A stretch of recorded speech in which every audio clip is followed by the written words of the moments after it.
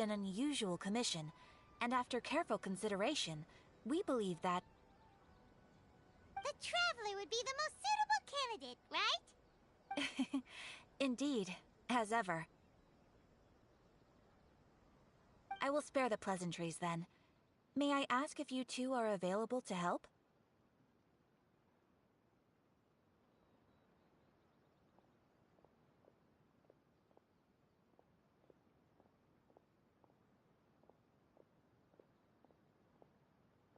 Well, let me go over it briefly. Our client for this job is the Yashiro Commission. Apparently, Rift Towns are attacking the roots of the sacred sakura nearby Mount Yogo in great numbers. Rift Towns? On Narukami Island? Yes. We are not sure where exactly these creatures come from. But this time, they are attacking in alarming numbers with great aggression and a clear target. The sacred sakura is of tremendous importance to Inazuma. I trust you are aware of this already? Good. Then you can see that this case is very urgent indeed. Is the Tenryu Commission aware? Yes, and they are already taking action of their own. However, given that the sacred sakura's root system is vast and complex, and faced with the unpredictability and scale of the Rift Town's attacks, they are finding it difficult to defend against them. Their main priority is to protect the civilian population, so they are actively looking to cooperate with all other available forces to eliminate the monsters. The Adventurers Guild is one of the key parties assisting the Tenryu Commission with their work, but so far, the combined efforts to combat the Rift Towns has failed to substantially ameliorate the situation. You have our deepest gratitude. Your confident response puts me far more at ease. I will mark on your map the areas where Rift Town appearances have been recently reported. I hope you won't encounter too much trouble overcoming them. Relax. We'll be back before you can say Ad Astra Abyssosque.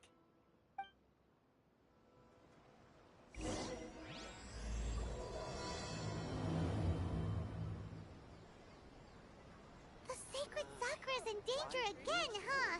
Who'd have thought?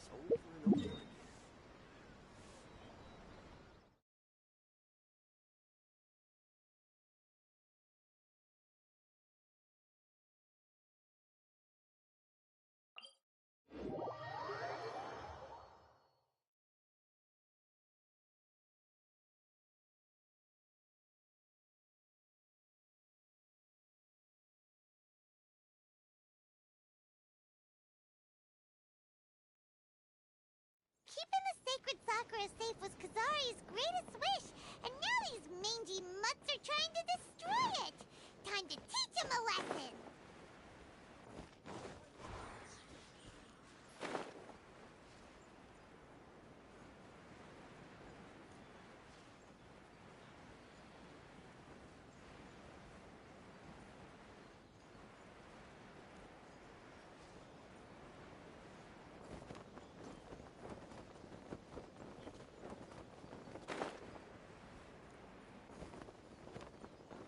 You're attacking the sacred Sakura! Stop them!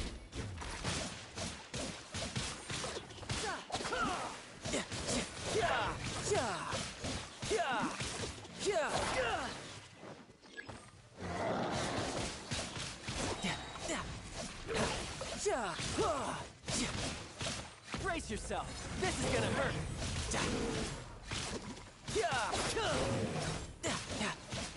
Wow, there are so many of them!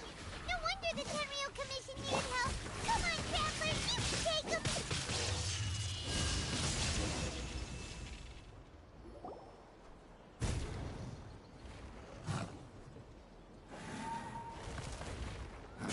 Torn to oblivion!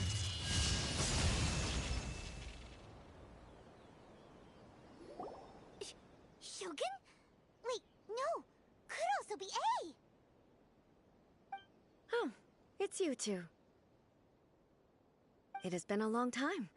We have not seen each other since the resolution of the Tenryu Commission crisis. Okay, sounds more like A. It is you, right? You sure made short work of them! That was amazing! I'm making early preparations for what is to come. Last time we took a walk around Inazuma together, I witnessed the way the world is today. I was finally able to comprehend some things that I had never understood in the past. Since then, every time I encounter an obstacle in my thinking, I find myself having the urge to spend some time in the outside world. Makes sense. You must get super bored being stuck in there all the time. Might I remind you that I am not here to amuse myself. Recently, I have observed a number of changes in the external world from the plane of Euthymia. The most serious of these being the attack on the sacred Sakura by numerous rift hounds.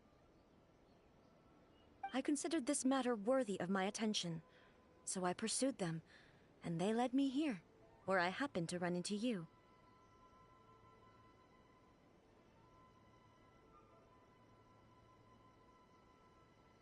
If the Shogun rather than I were to discover them, yes, perhaps she would have left the situation alone.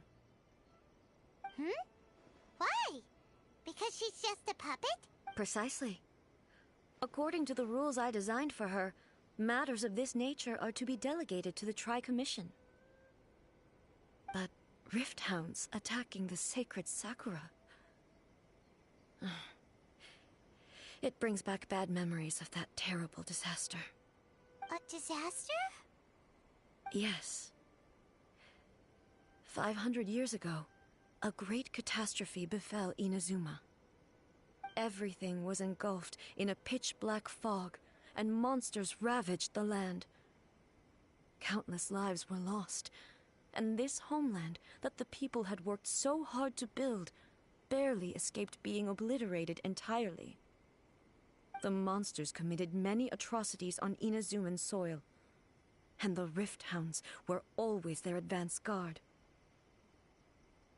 Their duty was to tear open a passage through space with their claws and teeth, and then call in even more powerful beasts. So you've heard of it too. That's an episode of history that I am loath to recall. Maybe to you, it seems like my response to these creatures was an excessive one. But an excess of caution is not unwarranted in this case. Guess you can't argue with that. Since we are both here for the same reason, let us work together. From the traces they've left in the surrounding area, there should be many more monsters nearby. Paimon feels so safe when we're in Ace Company. Having someone uber powerful on your team kinda makes you feel invincible, doesn't it? Oh yeah, after we've dealt with the monsters, we should ask her to tell us more about Conria. This color! It's similar to the color when the sacred Sakura takes damage. Let's follow it. It should be this way.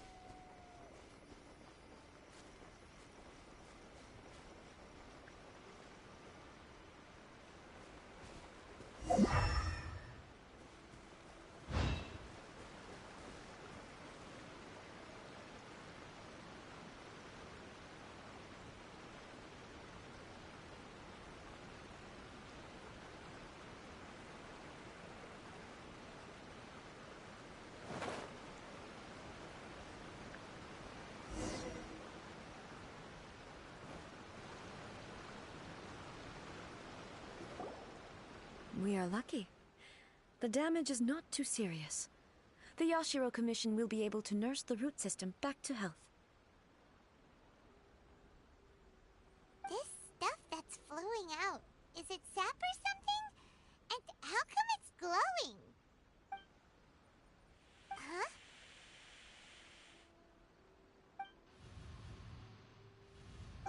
What's this?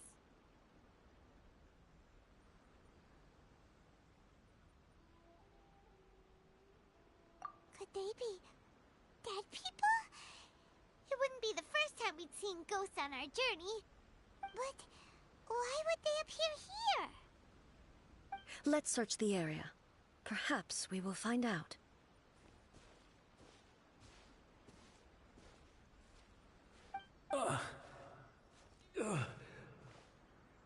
I can't go on like this. Not when the other troops are counting on me. What happened here? Could you tell us? Who are you? What are you doing here? Run quick while you still can. The monsters will be back. And once you're in their sights, I'm telling you there's no escaping them. We will defend Inazuma until our dying breath. You don't know? Inazuma is engulfed in darkness. Beasts and horrifying monsters are everywhere. They are merciless, ferocious, and they will devour everything in their path. Every last trace of humanity's existence, I tell you. They'll devour it all. But look, none of that seems to be going on around here.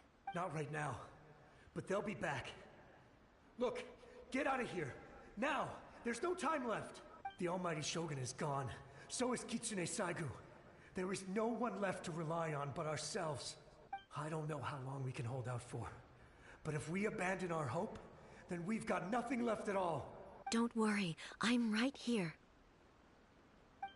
It's the Shogun? You're back. Please, we beg you. You have to help us. You have to save Inazuma. Only the glow of your supreme lightning can dispel this terrible darkness. Please, or the whole of Inazuma will be reduced to a hunting ground for the beasts. Calm down. The war you speak of is over. Over? But what do you mean? Shogun? Look around you. The grass grows green and lush, and a soft breeze blows. This is Inazuma at peace, as you will no doubt remember. There are no monsters, nor is there anything else here that could threaten your life. What? But how? Just moments ago, they were everywhere. I saw them tear my comrade to shreds with my own eyes. Hey, calm down. Everything's fine now. Huh. I think I understand. Almighty Shogun, you saved Inazuma. Yes, we were right to place our trust in the Almighty Shogun. As long as the Shogun is with us, Inazuma will last for an eternity. Thank you, Your Excellency. Thank you, thank you. What's wrong with him? He's gone. Paimon can't even begin to understand what that was all about. But somehow, Paimon feels all sad and hopeless.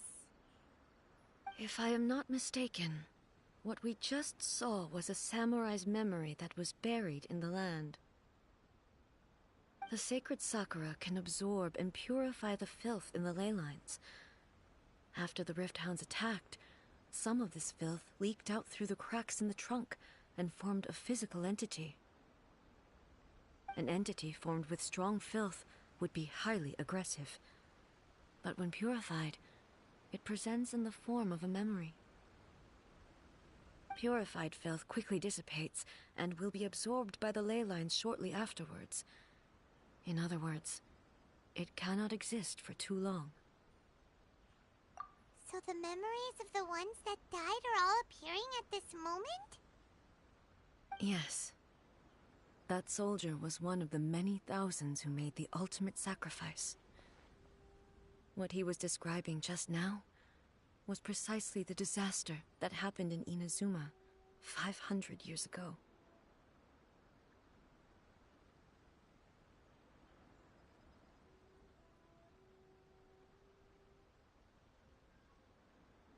Yes.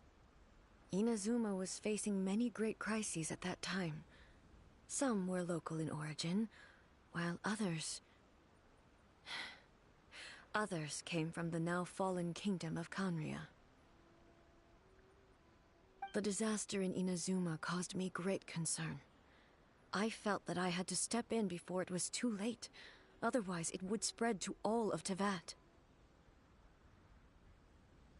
But my friend, Kitsune Saiku, reassured me that I had nothing to worry about. She would shoulder the responsibility of protecting Inazuma and mobilize all forces at her disposal to combat the threat. I could tell that, although neither of us acknowledged it, we both knew that the road ahead would likely end in tragedy. So, Inazuma was attacked at the same time as when the disaster happened in Kanria? Indeed. Countless monsters suddenly appeared throughout all of Inazuma. In the end, Kitsune Saigu sacrificed her life to protect the people. I never had the chance to see her one last time. But I would like to believe that she kept her promise to me until the very last. But even then, Inazuma was left more devastated than we could have ever imagined. Those terrible tragedies left great wounds that are still felt to this day, both on the land itself and in my heart. Hey. Yes. For the longest time, I couldn't bring myself to face the pain of that loss. All my martial might was in vain. Though I could conquer Tatarigami and vanquish monsters, I was helpless against the ravages of time, powerless to keep the ones I cherished alive.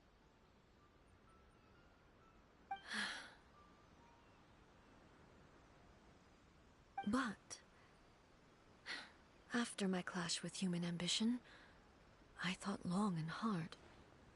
Now I realize I cannot fixate on the past forever.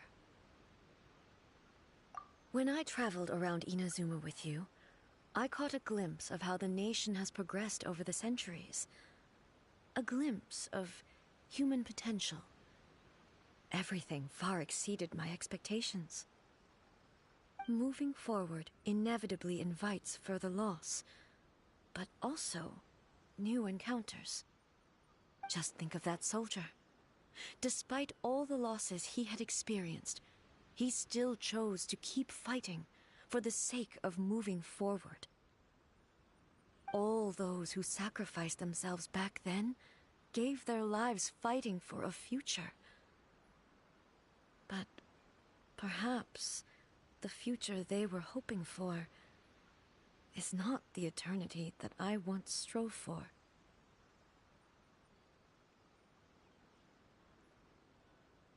As Inazuma's god, it is high time I honored their wishes. Warriors of the past, who spilled your blood on this land, your noble souls now rest in this earth. I will never forget you, and all that you did for Inazuma. He's taking all this pretty hard. Come on. Let's keep investigating the damage to the sacred Sakura.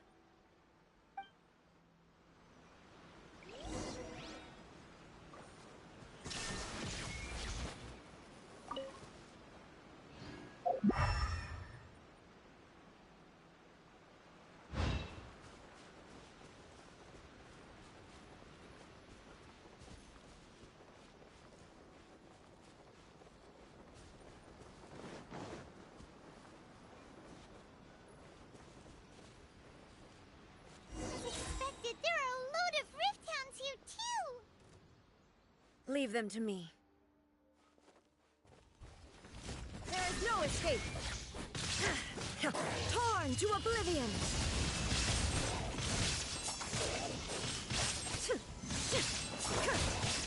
Shine down!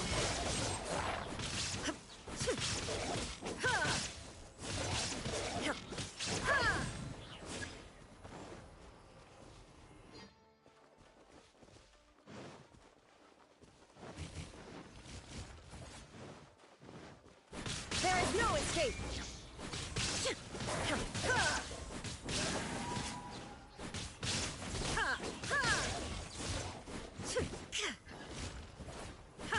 Illusion shattered!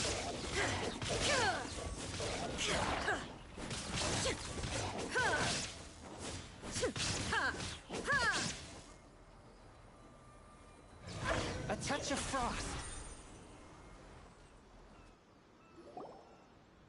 Huh? Something seems wrong with A.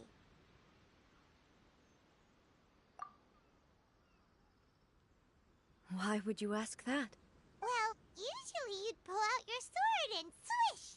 Vaporize them all in one go! You are unduly concerned. I'm simply conserving my energy. Although I have some understanding of the situation already, it could take an unexpected turn at any time. I must be prepared for anything. If there are more formidable monsters lying in wait in this area, I must make sure I have the strength to face them. Makes sense! Spoken like a seasoned shogun. The roots seem pretty badly damaged this time. We definitely need to tell the Yashiro Commission about this. Hey, the same light is leaking out again.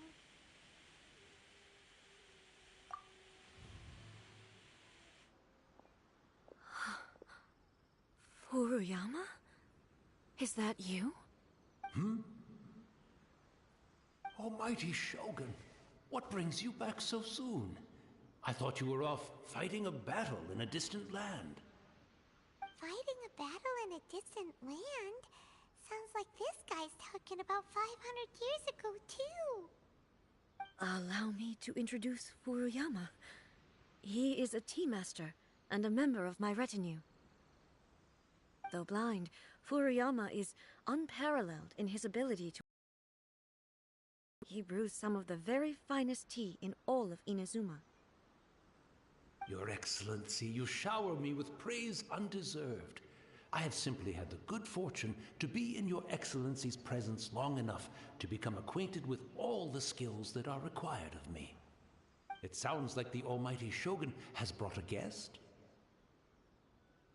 I'm afraid I'm unable to serve you any respectable refreshments on account of the current situation. But please, sit and rest. After all, it's quite a mess out there. What should we do?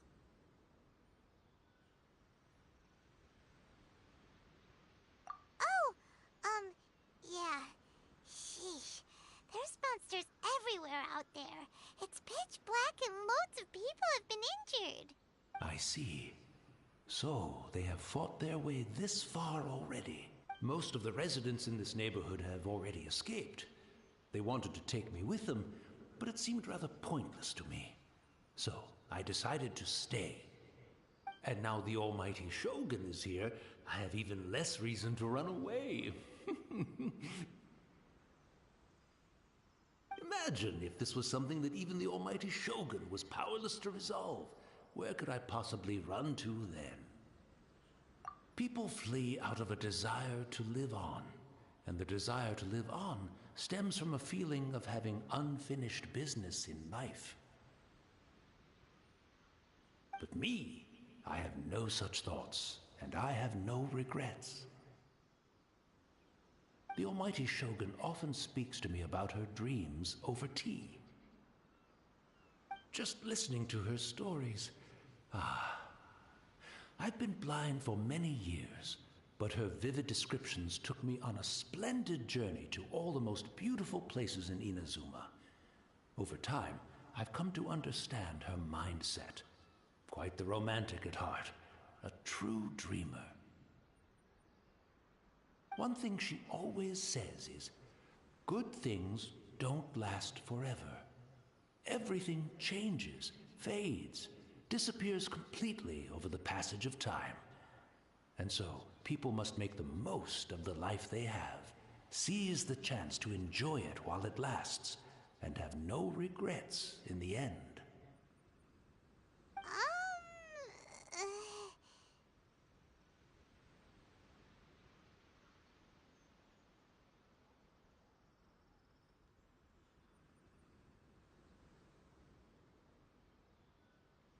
So you see, as bleak as things may be now, I have experienced countless wonderful things in life, and have no reason not to be satisfied.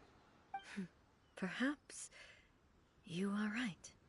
It won't be long now before I have to say goodbye to the almighty Shogun for the last time. Ah, what a pity. I'll never get to see what Inazuma looks like after the almighty Shogun rebuilds it anew. But I suppose it doesn't matter. Everyone says that Inazuma has turned dark now.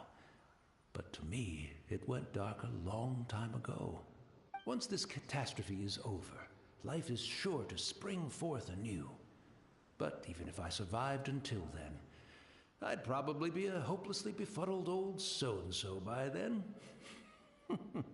So, never mind, eh?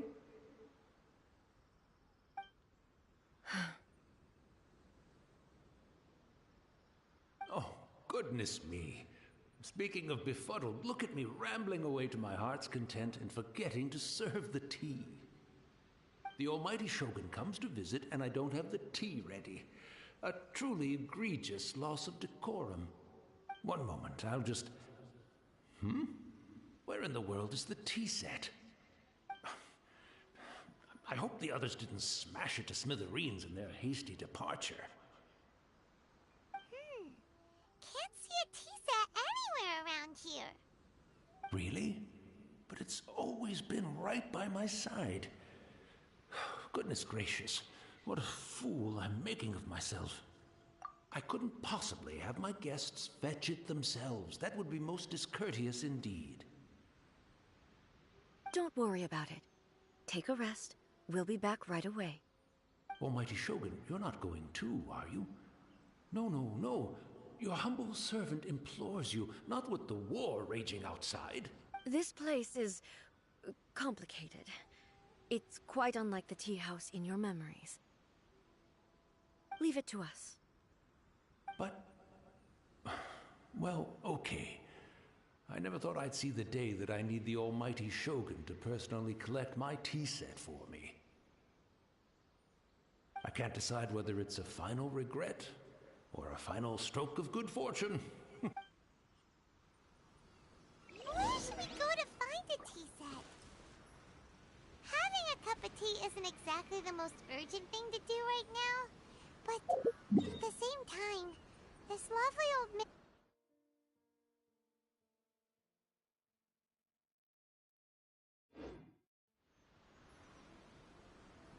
I'm also feeling very nostalgic for his tea. Oh, why don't we go to the Kamisato estate? There'll definitely be a tea set we can borrow there.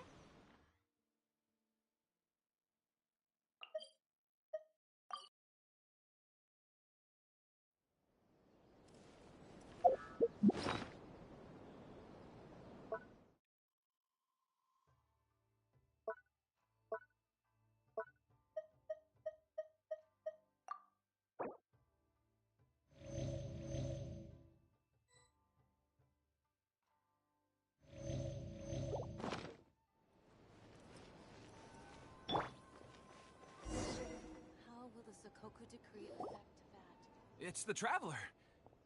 And the almighty Shogun! How might I be of assistance, Your Excellency?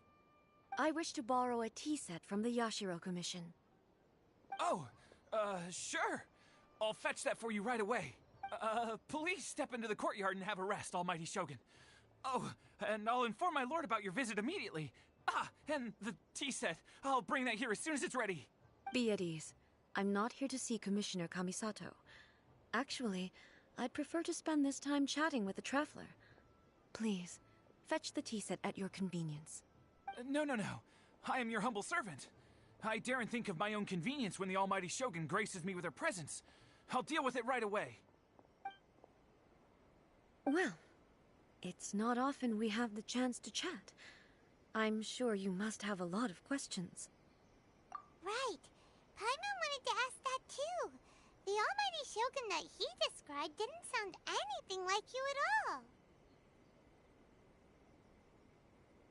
I seldom had the time to drink tea. Any free time I had was spent practicing martial arts. So, in the vast majority of cases, the one he made tea for was the former Electro Archon, who was also my sister, Raiden Makoto. He may well have had an inkling about there being two Raiden Shoguns, but he always acted as if he was completely unaware of it. The philosophy of life that he shared with us just now, that was Makoto's view on reality. She always saw things that way. You and Makoto had pretty different views, huh? Indeed we did. It was the biggest difference between us. In her eyes, the most precious things in this world were dreams. The yearning for a better future held by living beings. They are similar, but not identical. When you came charging into the plane of Euthymia, I saw human aspirations light up the sky far above in the form of countless stars. This somewhat shook me. Now, it seems like she was right, while I took the wayward path. Wow. There sure was a lot going on beneath the surface. Makoto saw a bigger picture than I did. In her view, a dream is more imaginary, more abstract than an ambition. An ambition is a yearning for something material, or a concrete outcome. It is finite in nature, and will be replaced by a new ambition in due course. Makoto was more concerned with the force that drives humans to constantly generate new ambitions in the first place. It is something innate, rooted in instinct. In other words, it is something eternal. That's, quite a lot to take in. To put it simply, Makoto wasn't concerned about outcomes. I didn't understand at the time. How can we say that we are maintaining eternity when things are constantly moving forward and evolving? I suppose what it comes down to is the definition of eternity she set out with. Yes, it does. I always thought that she must have grasped some elusive, arcane wisdom to arrive at the conclusions she did. But in the last analysis, Makoto's philosophy was, on the surface at least, an elegantly simple one. Notwithstanding that it was also the more prudent choice, based on a more mature, far-sighted outlook. Do you feel you're starting to understand her better now? You have already witnessed my previous views on eternity. But now, I no longer cling to what was lost. I suppose that means our differences have been reconciled. Almighty Shogun, I found a tea set. This one in particular should be fit for your Excellency's use. It's quite beautiful. Thank you. You are too kind. A humble servant such as I does not deserve the gratitude of the Almighty Shogun. It's all good, sir. She's actually pretty chill. Let us return. We ought not keep Furuyama waiting too long.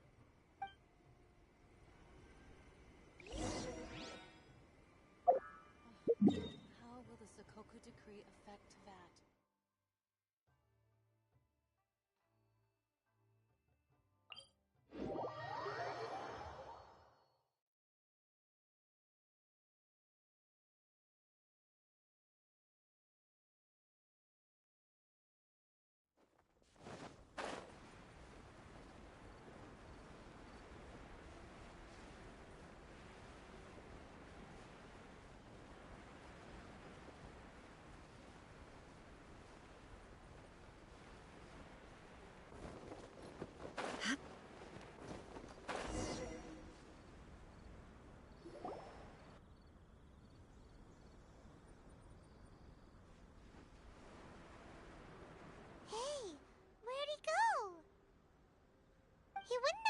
looking for a tea set himself, would he?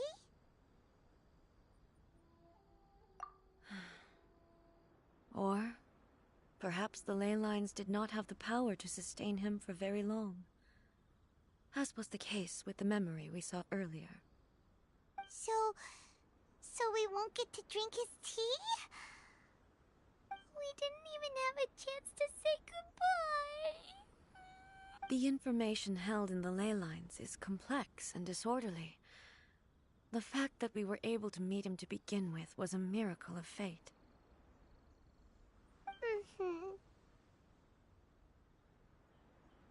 Well, this chance won't come often, and we do have a tea set. Perhaps I should try my hand at making us a pot of tea. I've watched Furuyama brew tea on many occasions.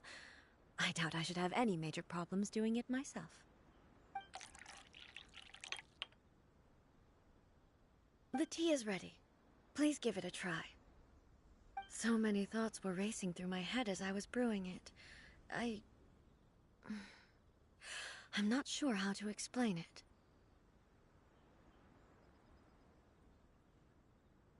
You're right. But the things we've seen today have brought back many memories for me. I've been reminded of many people, too. Kitsune Saigu, Makoto, and all the other friends who I watched pass even further back. Back at the Yashiro Commission, I kept the conversation reasonably lighthearted. But now, I'd like to broach a heavier topic, if I may.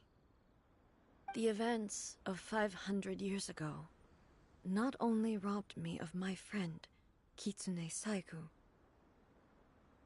they also took Makoto away from me, for good. She died in that disaster too? Yes. She went to Conria alone, without telling me. Unlike me, Makoto was no martial artist. Whenever similar crises had arisen in the past, I was always the one to face them in her stead.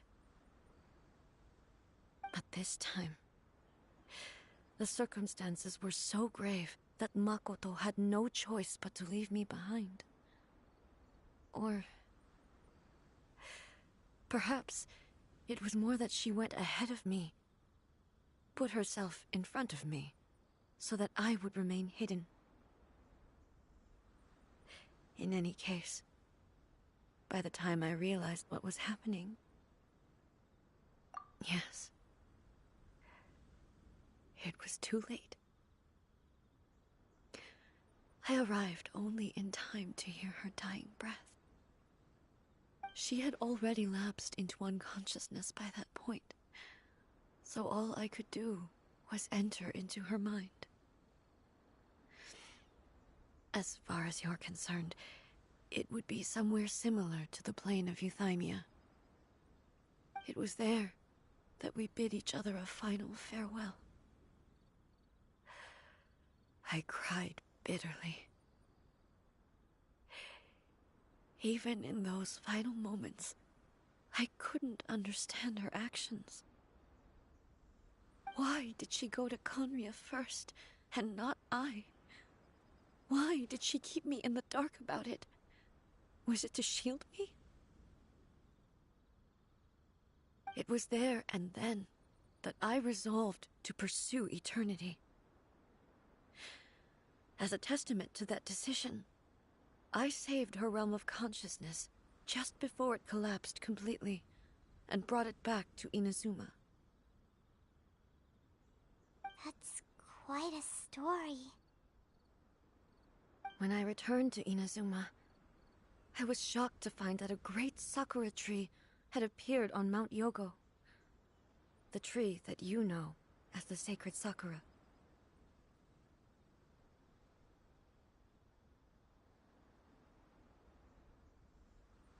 That's exactly what everyone back then told me as well. That it had existed since time immemorial. They were so matter-of-fact about it, and couldn't at all understand what I was so surprised about. No one questioned it. And yet, its presence contrasted so starkly with the area as I remembered it. It seemed as if I was the only one to have noticed it appear suddenly out of thin air. In the end, I simply had to accept that it was a miraculous effect of Makoto's consciousness. With the help of the sacred Sakura's power, I was finally able to overcome the monsters and quell the disaster in Inazuma. This is all really hard to understand. Kinda beyond Paimon's level. Yes. She had such a great love for this land, and for its people. And I once told myself that I would never speak of these events again. Facing the fact that she is gone is unbearably painful. But even the tea that is most bitter to the tongue, once swallowed, leaves some sweetness in the throat.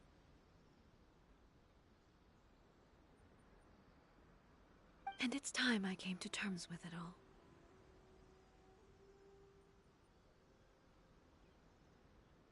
Oh, while we're on the topic, since you experienced that battle in person...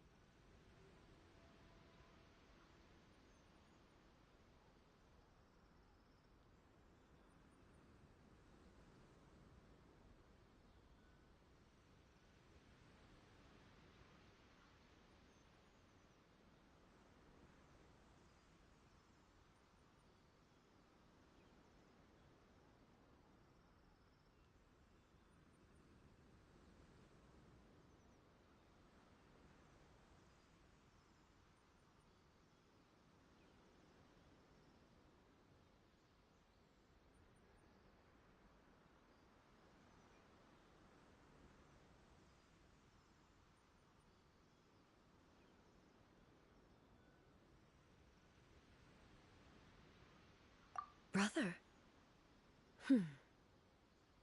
I had heard that you were looking for your family.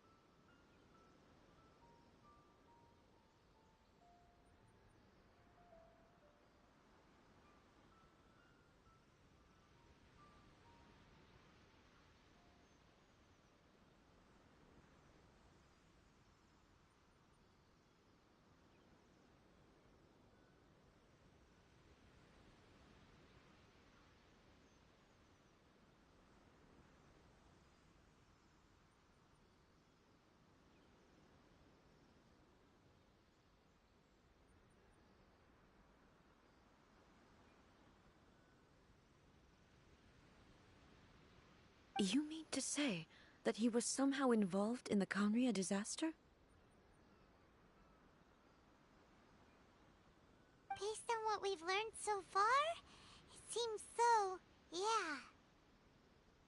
I'm sorry. I wasn't there for the whole thing. By the time I arrived, the worst of the fighting was already over. And my mind was consumed entirely with the plight of Inazuma, and the fate of those closest to me. So, I am afraid I can't help you.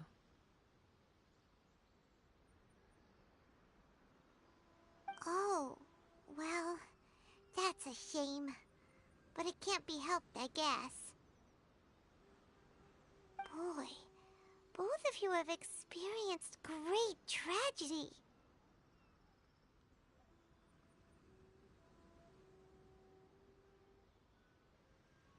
With this last cup of tea, let us honor the Tea Master's memory.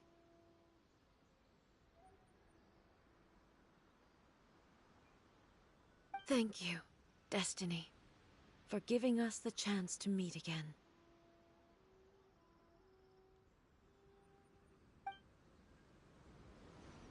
We should go. Let's keep following the traces. Very well. Based on my investigation so far, I believe this next pack of monsters should be the last.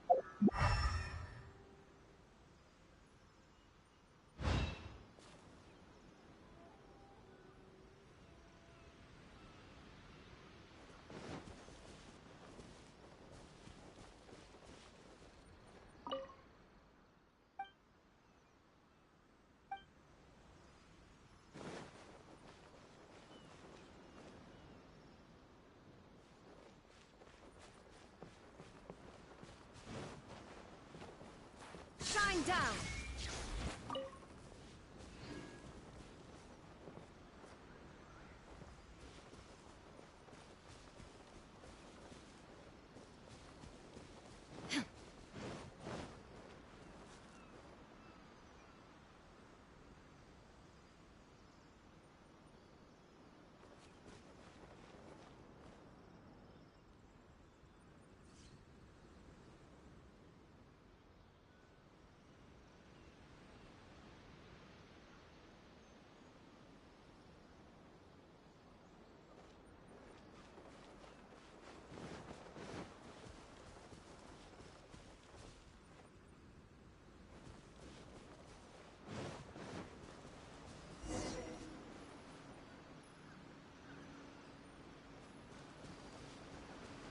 There is no escape!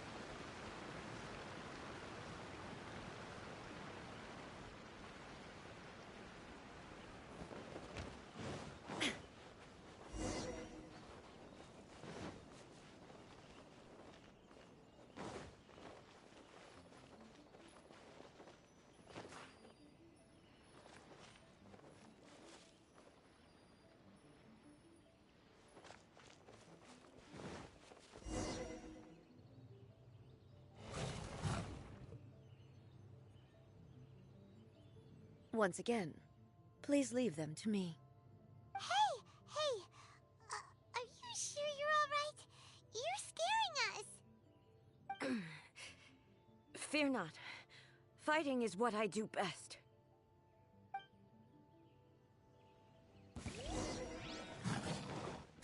Illusion shattered!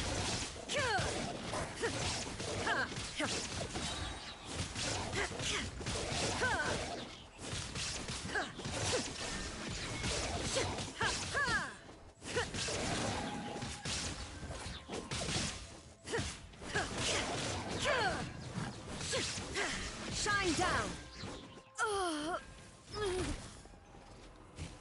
Are you alright? I'm fine.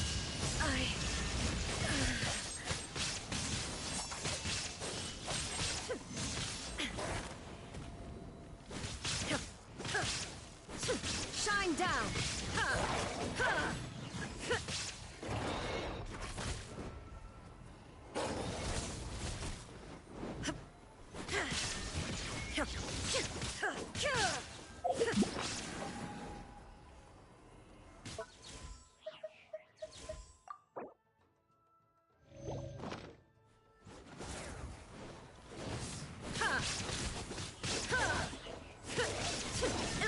shattered!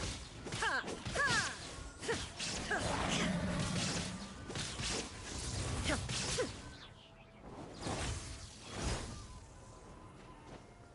Shine down! Ha! Ha!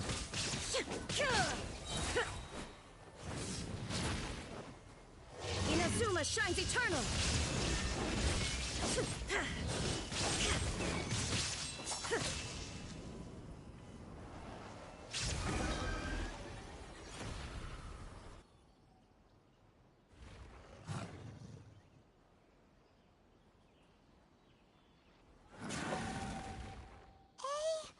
Maybe you should leave this one to us.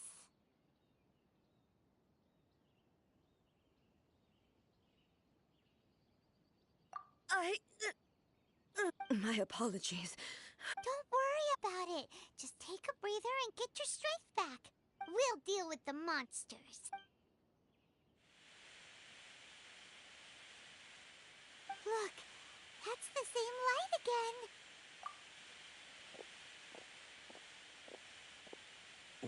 Where am I? Who are you? Almighty Shogun, you're here too! Are you injured, Your Excellency? I'm quite all right. Just feeling a little stiff. We, the Shogunate Samurai, will defend the Shogun until the very end. Come on, men! They're coming back for more! Let's get them! Don't! It's too dangerous. Danger is our duty, ma'am. If we were the kinds to shy away from danger, we never would have taken up arms to begin with. No need to worry, Almighty Shogun.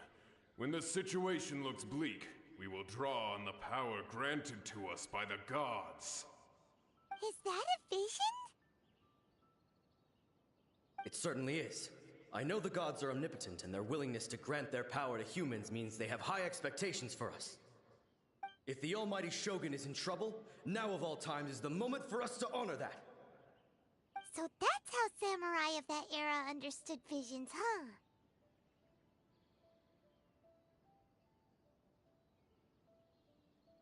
Nobody knew where Your Excellency had gone, and we were starting to despair. But now we've found you. You're right here with us. Just the sight of you appearing before us once more has reignited the hope in our hearts. This hope is the light that will guide us out from the darkness. Everyone, on me! We'll help too! Huh? Affirmative, but watch your backs.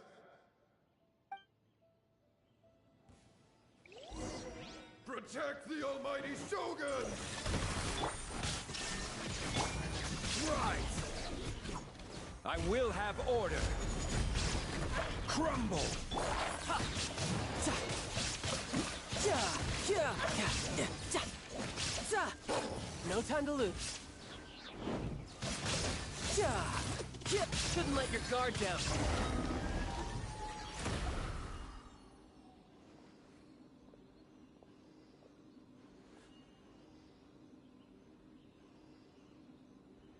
It seems like their attacks are finally over.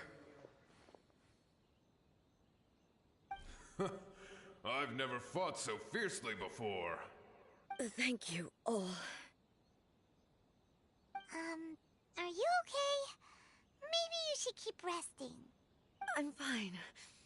I feel much better already.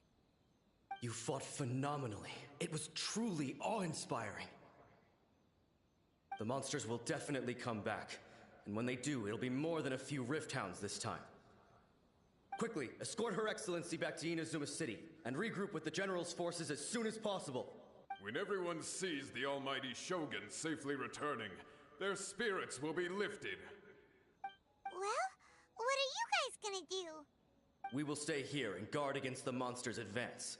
We cannot afford to let them get any further. We are brothers in arms. As long as we stick together, we can face any number of monsters that come our way.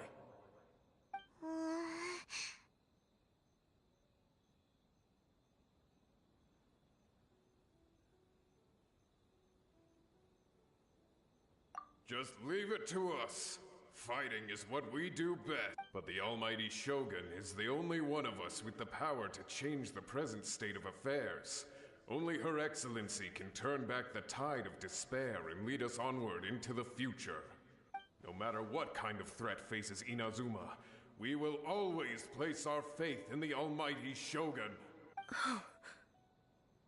Thank you all very much.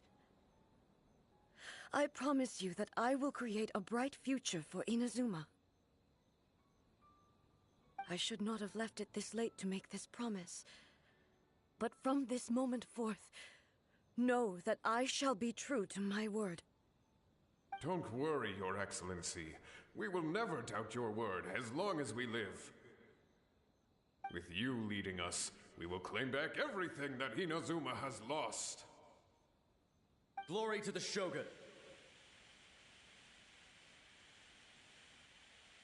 Glory to the Shogun!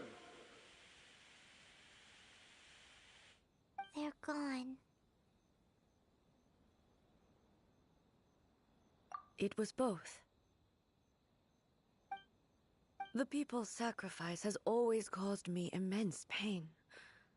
But in dwelling on the tragedy, I overlooked their splendor. The grief blinded me to how brightly they shone in their final moments. The result being that in the centuries since their sacrifice, I have dishonored their will. You could take the view that whatever I say to them is meaningless, because they are but disembodied memories held in the ley lines. But even so, they are due a resolution. I owe it to them, and to all the people who have placed their faith in me to date. Well, Paimon thinks that even if it's a few hundred years later, you're doing right by them now, and that's what counts. Thank you for your comforting words. But this is my basic duty as Inazuma's Archon, and I have neglected it for far too long. I used to think just like that samurai, that I was first and foremost a warrior, and my only duty was to face whatever challenge came my way. But what Inazuma needs more than a warrior is someone like Makoto. Even though I am utterly unlike Makoto, and can never become the person she was, I still need to do the things that she would have done. Yes, they are. They are strong and resilient, and have much to be proud of. As the Raiden Shogun they revere, I should not be the one to hold them back. Well said. Sounds to Paimon like you figured things out. Change will come to Inazuma, and with it, new possibilities. This will take time, but eventually, the future will bring healing to the scars of the past. No matter how long it takes, I am committed to bringing this to fruition. This is my promise. Now that we've dealt with the Rift Hounds, this matter is halfway resolved. It does not appear that the threat will escalate for the time being. I will leave the Tenryo and Yashiro commissions to handle the follow-up work, such as investigating the origins of this incident and tending to the root system. Alrighty then, let's move on.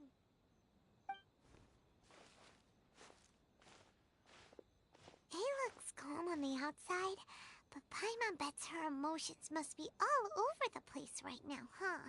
She seems to have changed a lot since we last met her. Huh? What's wrong, eh? Come on, keep up!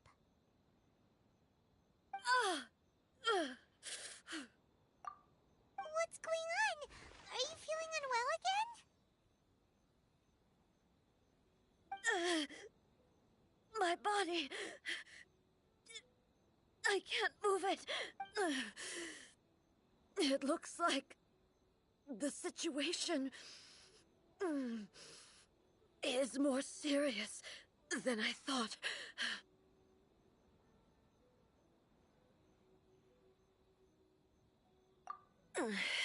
No need.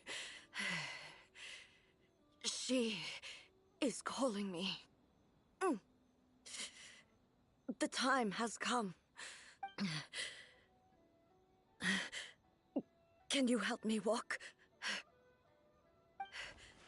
I need to go to the cave below the Grand Narukami Shrine. Why? What's in there? A battleground.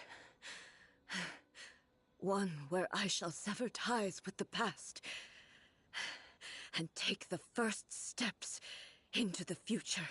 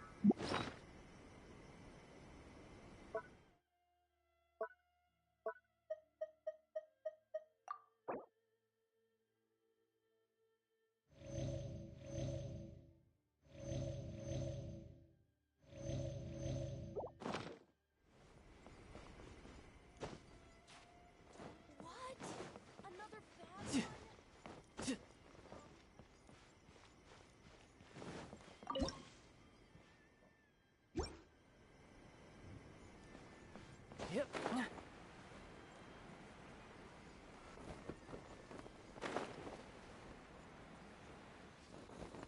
I could get used to this.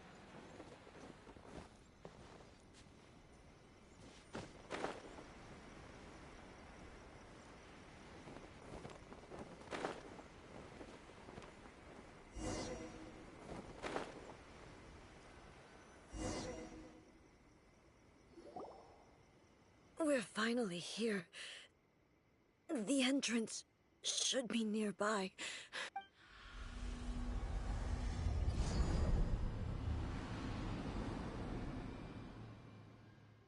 Whoa! Where'd the Torii Gate come from? It's getting worse again. But it's fine. I'm happy. I'm about to put an end to it all. This is a place I once sealed off with my own hands. The entrance to Raiden Makoto's realm of consciousness. It looks like she will no longer allow me to do with this body as I please. Huh? What are you talking about? And who is she? Makoto?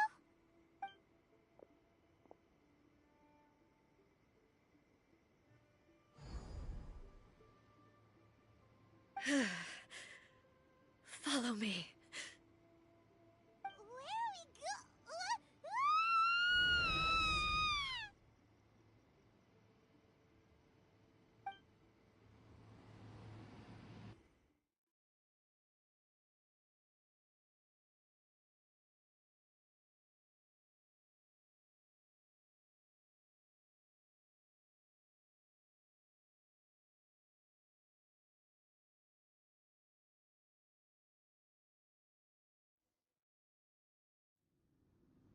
Where are we Paimon's dizzy. Where did we get sucked into this time? Whoa. This place... Look! Look over there! It's another A! We meet again, traveler. This body is an assistant to the one within, but it is also the guardian of the rules. Should the one within wish to stray from the rules, this body shall stand in her way.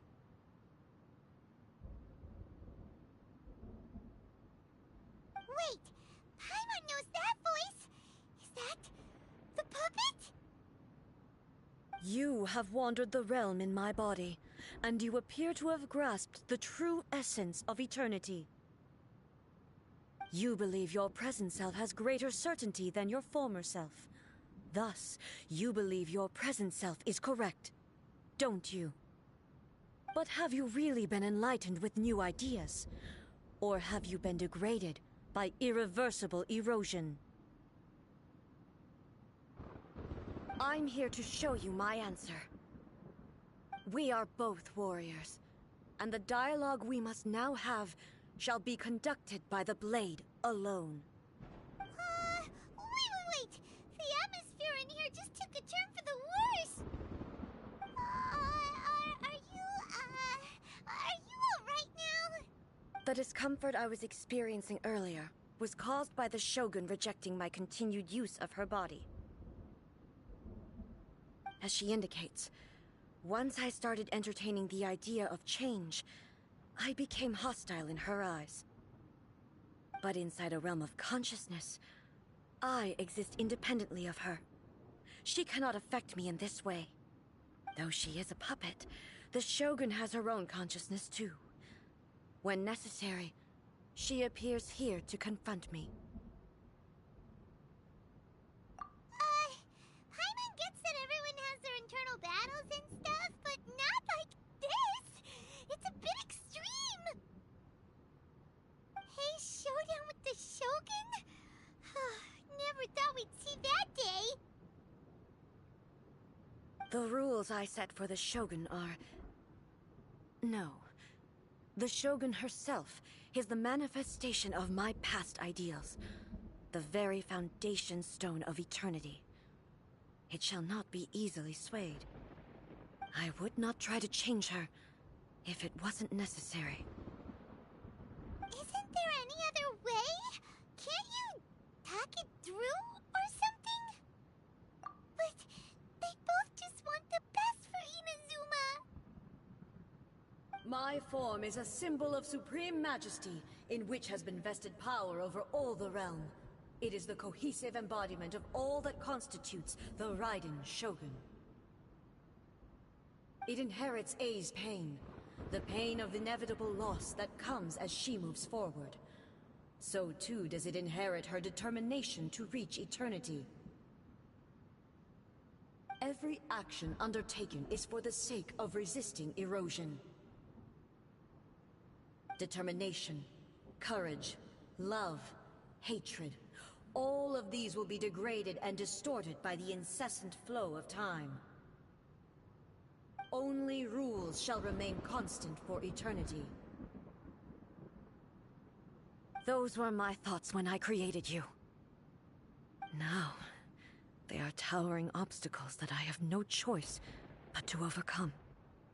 You wish to make yourself my enemy? I am your past, the everlasting law, the guardian of eternity.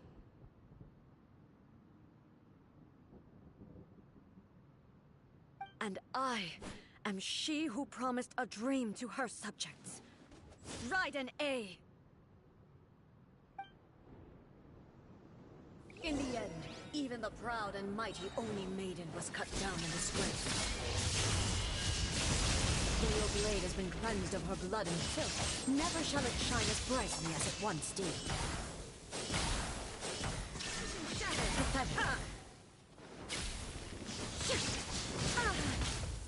Inferior. Insolent. Inferior.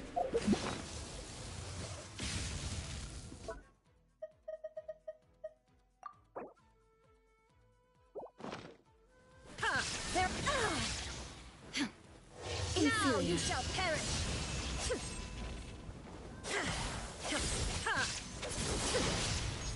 Shine down! Inferior. The eye sweeps the land!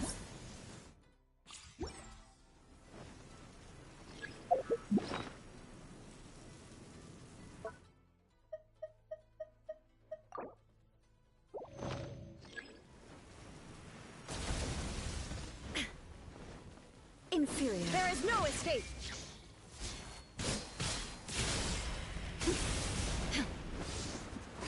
Strike dead!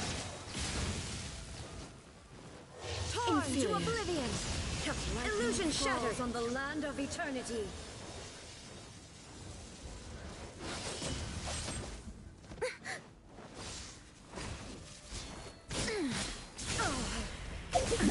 Absurd.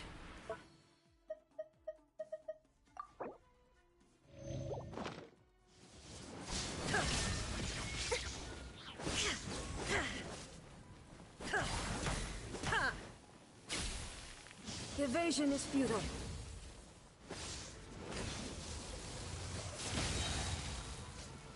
Now you shall perish! This ends now. Glistening sakura blossoms that once filled the skies fell to the ground as pitch-black rain. As long as the ley lines flow, the relentless erosion of time will never stop. She's completely recovered?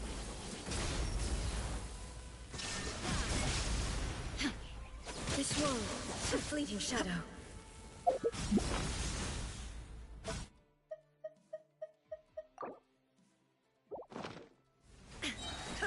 We torn to oblivion. There is no escape.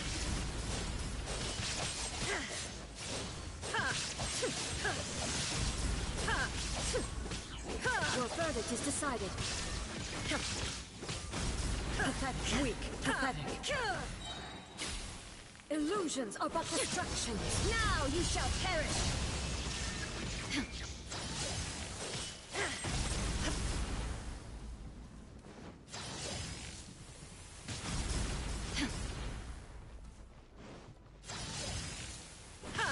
Shine down.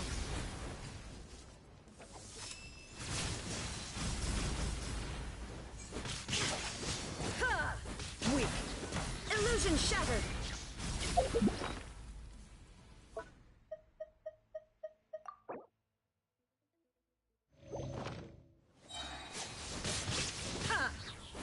Inazuma shines eternal! The divine lightning that envelops all of Inazuma will fade silently into the clouds. There shall never be another. Never. For the rest of time. Stillness transcending. There is no escape.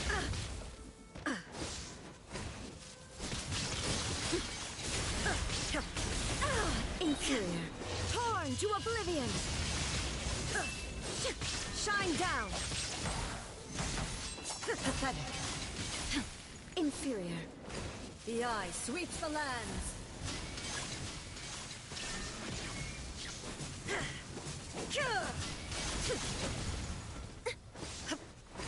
Strike dead.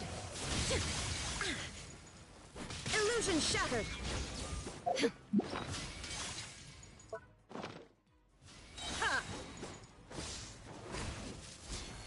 Inazuma shines eternal. Shine down. Lightning falls on the land of eternity.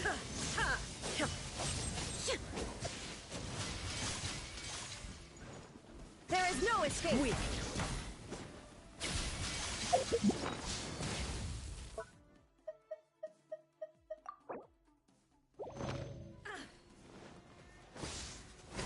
Strike dead. Insolent. Like him. Obey me. Your verdict is decided. Thunder. This world, now you shall perish. Shadow. Pathetic. Only emptiness awaits. Have you finally defeated her?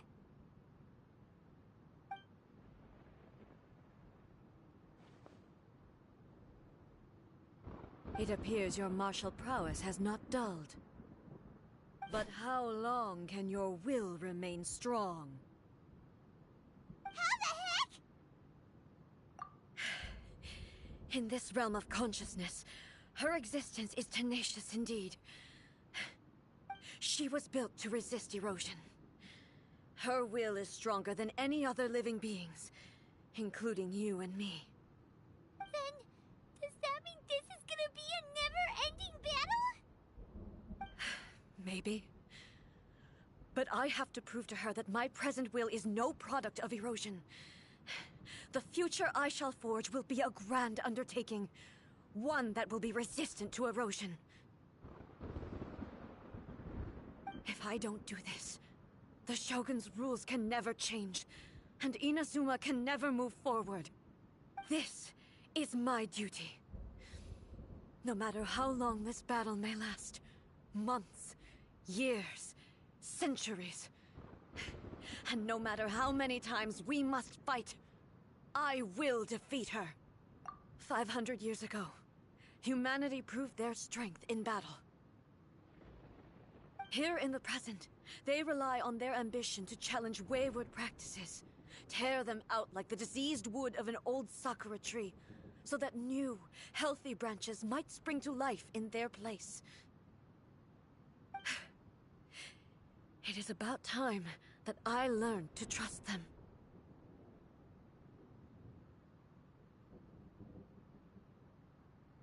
I understand that. But if the dreams of which Makoto spoke are true eternity, a short moment for which the Shogun does not exist is nothing to fear. I fight for the everlasting future of Inazuma.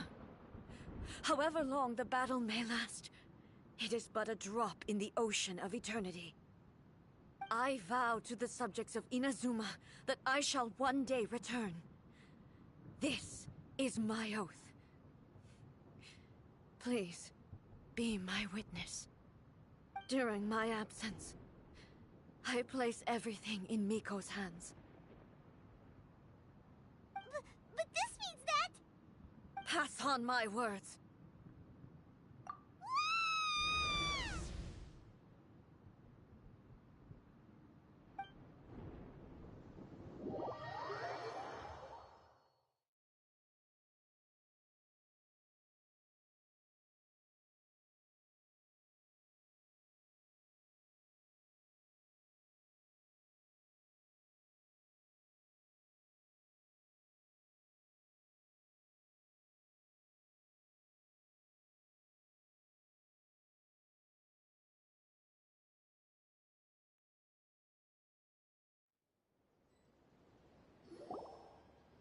Looks like we got kicked out.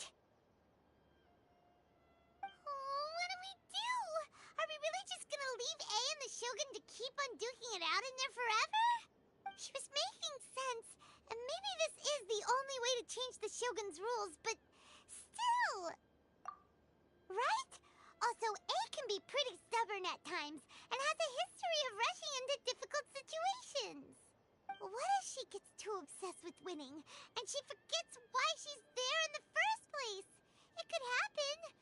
Yeah, we should help her out, like we did last time. The quicker she gets through this, the better.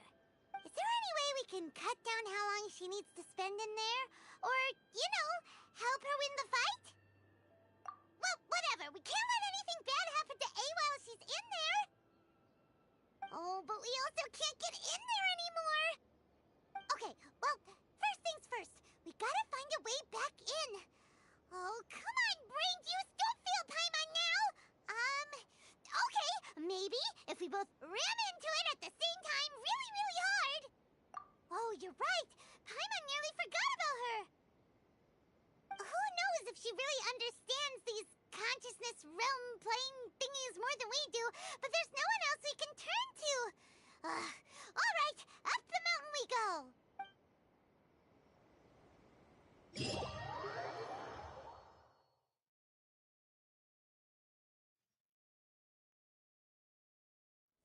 Talk to the electro. What? Another bad one? No, let me try again. Protection of the Electro Argon. May the blossoms of the sacred Sakura bloom. Someone's not in the best of moods. Let me guess. You're all tangled up in another situation and need me to unravel it for you. I hope you realize how lucky you are. If it was anyone else, I don't think I'd have the patience to keep greeting them with a smile after the first few times. But you're always smiling. That was a figure of speech, do you understand? Nitpicking my turns of phrase. The sheer audacity. Oh, yeah. Something really big's happened! It's A! She...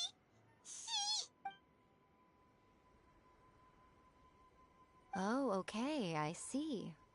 So, A's decided to palm Inazuma off on the humans, while she goes off on her own to fight a fierce battle that doesn't even have an end date. Impossibly stubborn.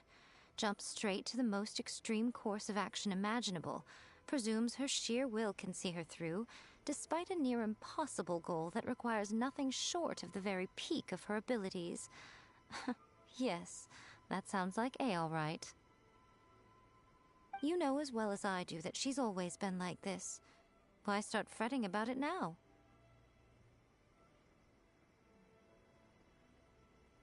Rushed into it without thinking. Well put. Oh, she acts like such a child sometimes. So you seem to be under the impression that I am able to offer some sort of help? Who gave you that idea? Is she playing dumb? She's doing this on purpose, for sure! Uh-huh. You're learning, little one. But really, the truth of the matter is that I don't know much more about Raiden Makoto's realm of consciousness than you do. All I know is that it's the foundation of the sacred Sakura, and from what I've heard, it's a little different from A's plane of euthymia. Because Raiden Makoto is no longer alive? Not just because of that. The nature of the space itself is different in some way. But I can only speculate. You're the ones who have actually been there, so you tell me. What was it like?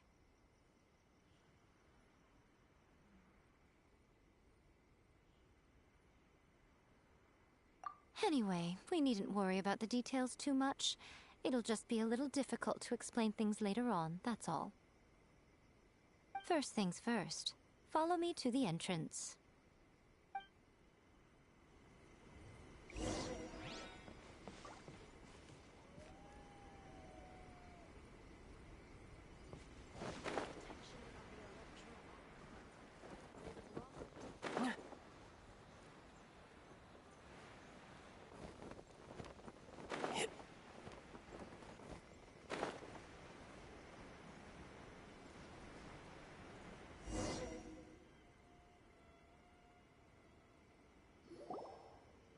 Now then, I always have my ways. It's just a question of how crafty I need to be.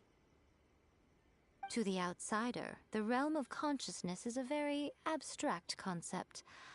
Luckily, I'm A's familiar, so I can sense her rough whereabouts. In other words, even though I can't pinpoint the exact spatial location of this realm, I can still send you to where A is. So, it's abstract, but has a location, but you don't know where it is, but you can still send us there. What? Yes, no need to try and understand it. Let me put this simply. Right now, she is surrounded by chaos. Everything is turbulent and disordered. If you try to force your way in, you could be swept away by a giant wave that sets you down in an unknown corner of space-time. This is precisely why when entering the plane of euthymia, it's much safer if you place your consciousness in a physical object first. What? Alright, well, Paimon, stay here then. You two can go in.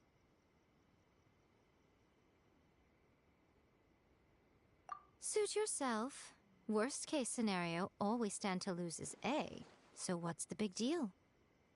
You... Paimon's had it up to here with both of you! Oh, fine! Paimon's coming too. Oh, well, if you're quite sure, then of course.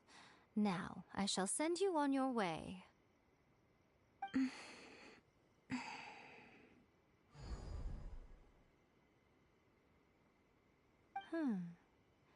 I say. Oh, nothing. It just seems extraordinarily chaotic, that's all. My suspicions have been confirmed. By the way, remember to focus constantly on your heartfelt wishes when you enter inside. Only a strong enough will can prevent you from being swallowed by the giant waves of abstract space. Only if you are strong enough can I deliver you to the right destination. Well then, the door's open. Hop on in. I'll stay outside and provide what stability I can. I'll be ready to respond if anything happens. I'm placing my god in your capable hands. For my sake, and for Inazuma's, please, bring her back. Miko, you better know what you're doing! That's enough chatter. Get to work.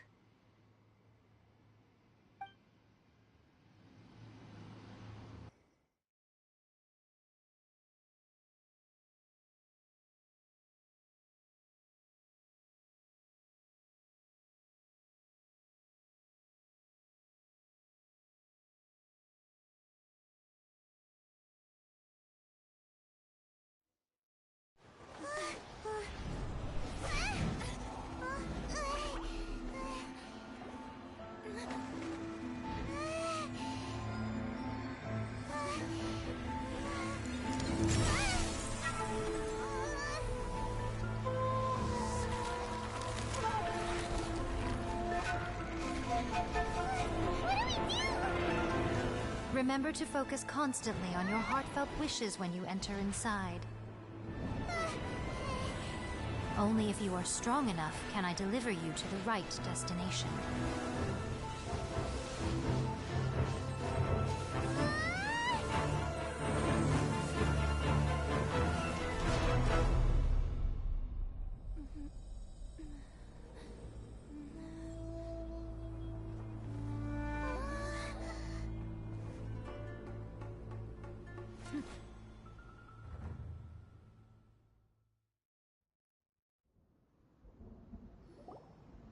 Huh? How can this be? You have returned. But how were you able to get back in? And how come you have not changed at all in all these years? This is a duel to remember. It is as if we have returned to the moment when the laws of eternity were first established. Your will today is as strong as it was back then. Over countless battles, not once have you lost, and never have you shown the slightest hesitation. Had I made all enemies of eternity stand against you, you still would not have wavered. For your firm commitment to enforcing the rules, you have my admiration too. You bring honor to the title of Guardian of Eternity. Now these two return once more to this space. An inevitability of fate, perhaps. Then, let this be our final duel, the conclusion to that which began 500 years ago. Final duel? So you're finally willing to... Stand back, traveler.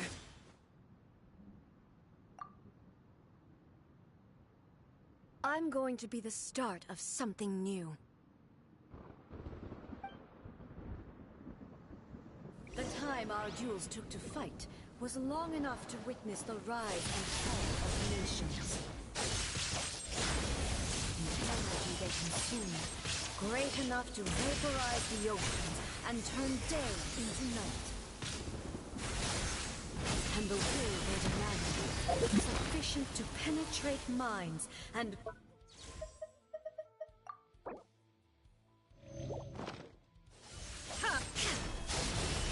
Yes, you have endured. I will endure forever.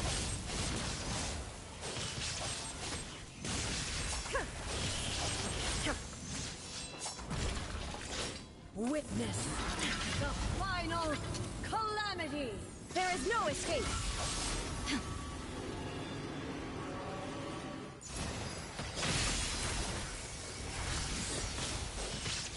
Shine down in spirit!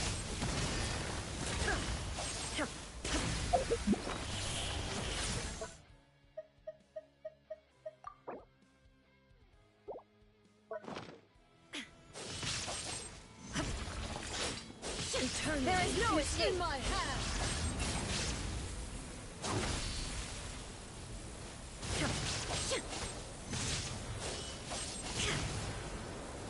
Illusion shattered!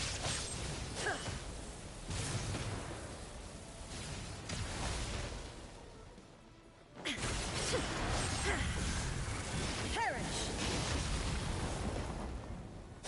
Shine down! Infuriate! Remove all obstacles.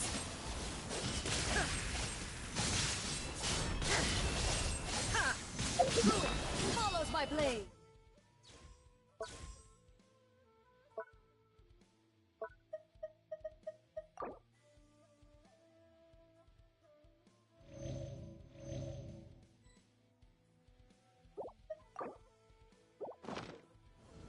There is no escape. Infuriate.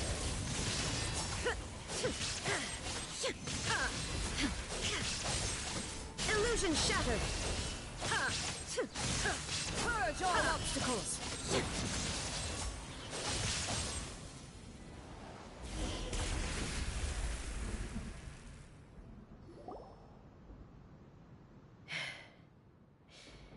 This is the end.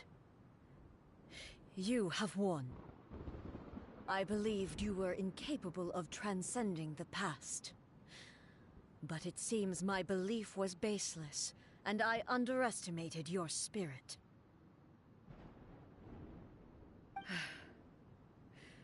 But a will that cannot be eroded has no way to embrace the future.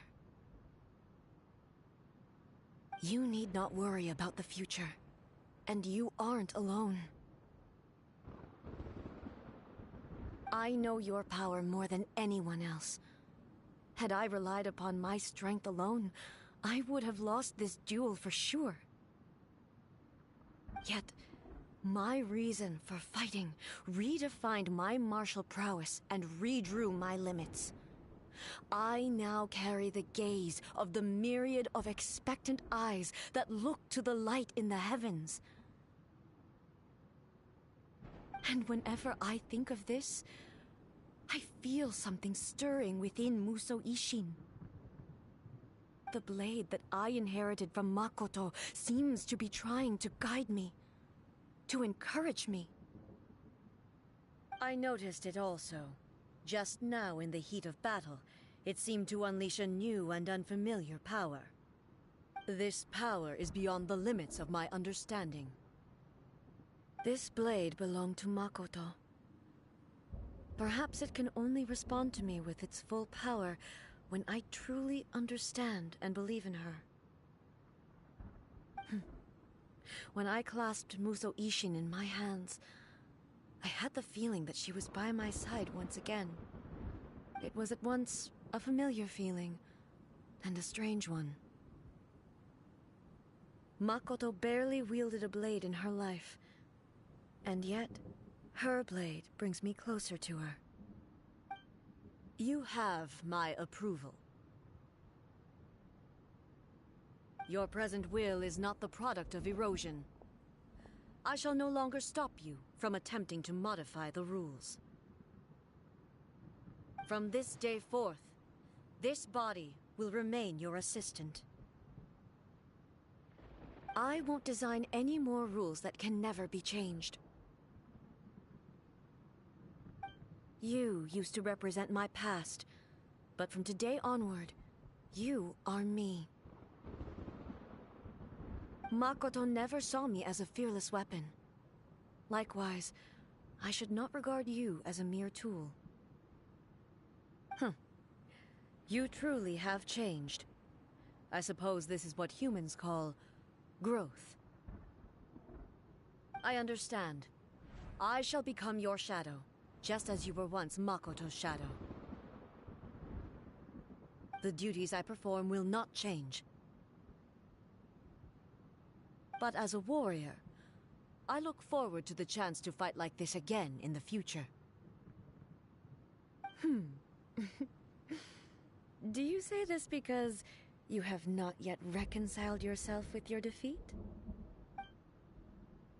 It was simply a new experience for me. One that is worth reliving. Have you finished fighting then? Like, for real this time?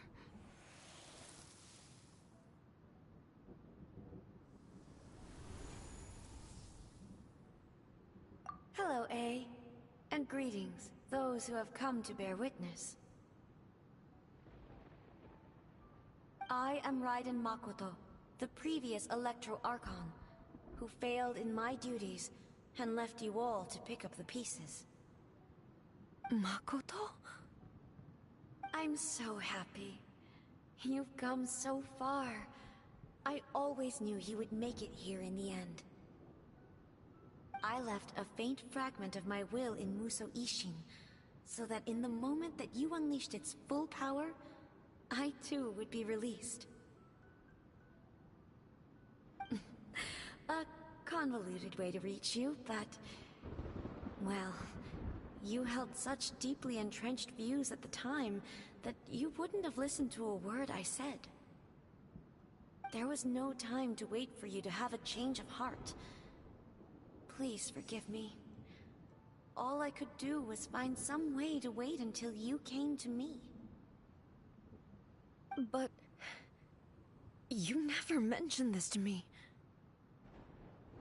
Everything happened so suddenly. I'm sorry. I've always felt terrible for having to entrust Inazuma to you all of a sudden. I should have been the one to impart these ideas to you, a little at a time, to dissuade you from your pursuit of stillness. Did you know what was about to happen in Conria? I had some sense of it. That place was not somewhere that any Archon could afford to ignore. In my present form, I can no longer perceive time. I don't know how long we have been separated before this reunion, and I don't know what Inazuma has experienced in the meantime. But I know that this must have been an extremely arduous journey for you. And I'm sure you must have wanted to shed tears many times along the way. Don't look down on me. See? You admit it. It was with this possibility in mind that I left a parting gift for you. Something to soothe Inazuma's pain. Here, take it, before my last shred of consciousness fades away. But it is you who must take the most important step.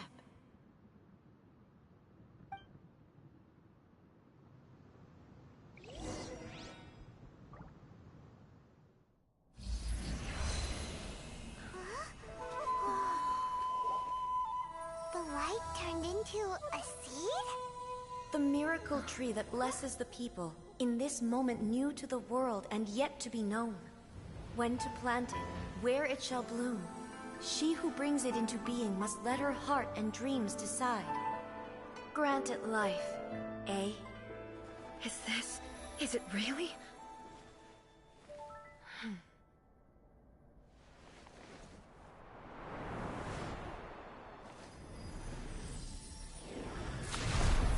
Eternity extends time into infinity. Dreams illuminate each moment within. When both shine in unison, the sacred Sakura blooms from the darkness, finally free from the clutches of the heavenly principles. Now the nightmare has dissipated, and reality is made whole. The vision we both yearn for is still further ahead.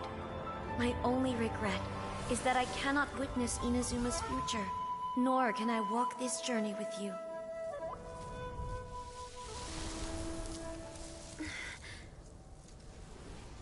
Do you know, A? I am so happy right now, because my final wish has now come true.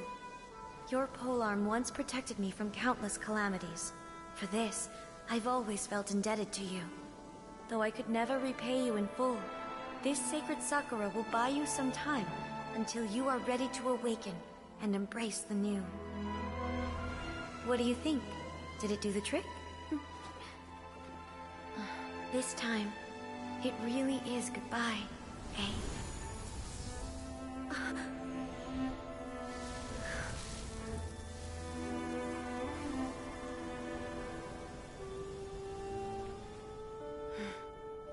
Goodbye, Makoto.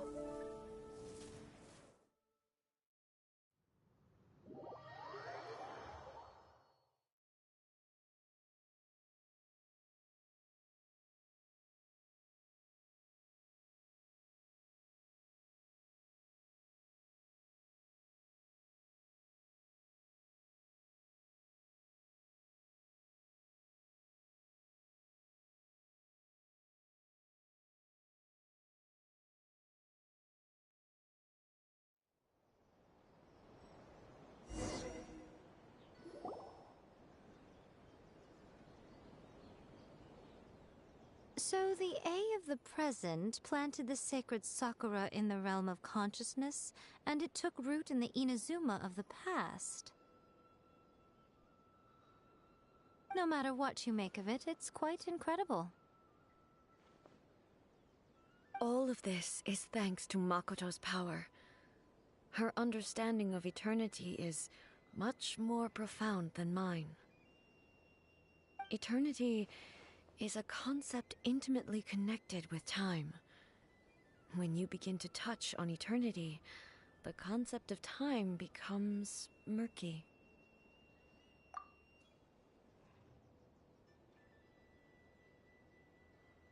A place where time is meaningless and cannot be understood with ordinary logic.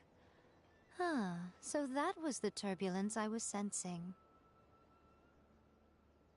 Perhaps that is the reason why you were able to return precisely to this point in time without any problems.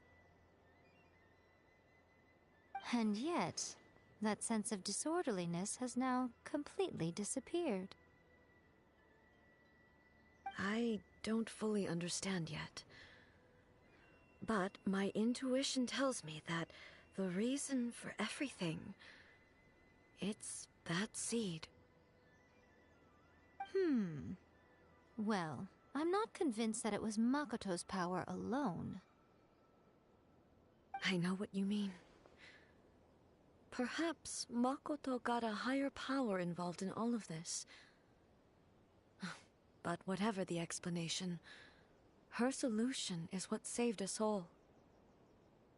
Without the sacred Sakura, Inazuma would likely have been completely swallowed up centuries ago by that disaster and the filth. I know you've always perceived there was something special about the sacred Sakura, but to me, it has always been there. You've tried in the past to prove to me that there's a connection between the sacred Sakura and Makoto's consciousness, but unfortunately, you never did persuade me, did you? No, but I understand why now. It was because the sacred Sakura hadn't even been planted then. But don't you think that tree looked a lot different than how it does now? The sacred Sakura is within my purview at the shrine, so obviously I get to prune it exactly how I like it. Ugh. Now we see who's pulling the strings. I'm joking. That tree has been through a lot since it first sprouted. We have the loving care of Kitsune over the ages to thank for how it appears today. And obviously I played my part too. It's fair to say that very little time passed between the moment you came out of that realm and the moment you re-entered it. But in that same time, centuries of battling took place on the inside, did it not? Traveler, if I'm guessing correctly, you were repeating your wishes to yourself in your mind, weren't you? At that time, I could sense A's whereabouts, but I also sensed anomalies in the flow of time within that space. Suffice to say, time added a whole new dimension to our search. Simply establishing a location was not sufficient. Fortunately, Your will was strong enough that the turbulence carried you to the moment in time most likely to be the intersection of all that you were wishing for. The flow of turbulence may well have been influenced by Makoto, but it took everyone's efforts combined to ultimately help A. So this time, it looks like thanks are due to you. Does that mean it wasn't by chance that we ended up at the final duel? We were always meant to be there to witness what was going to happen? I thought that the flow of time was the same on the inside and the outside, so it was a great shock to me when the traveler reappeared. My first thought was, has a great disaster befallen Inazuma? But it turned out you had come to rescue me. You came for my sake, to help me reach the best possible outcome. You too have my thanks. You have done much for me, and I will never forget it. A, how are you feeling now? My body has fully recovered, and the Shogun's will no longer fights against me. Always thrilled to hear you're in good health. But I was really asking about your emotions. Have you managed to calm down? After all, you saw Makoto in there, didn't you? I only heard her voice. I wouldn't say I saw her. I'll be fine. It brought a few things back, of course, but I've made my decision to move forward. I have to say, this has reminded me once again just how brilliant Makoto was. She predicted all the ways in which Inazuma's future could unfold, all the way back then. She even factored my immaturity into her plan. It's all thanks to her that Inazuma lived to see this day.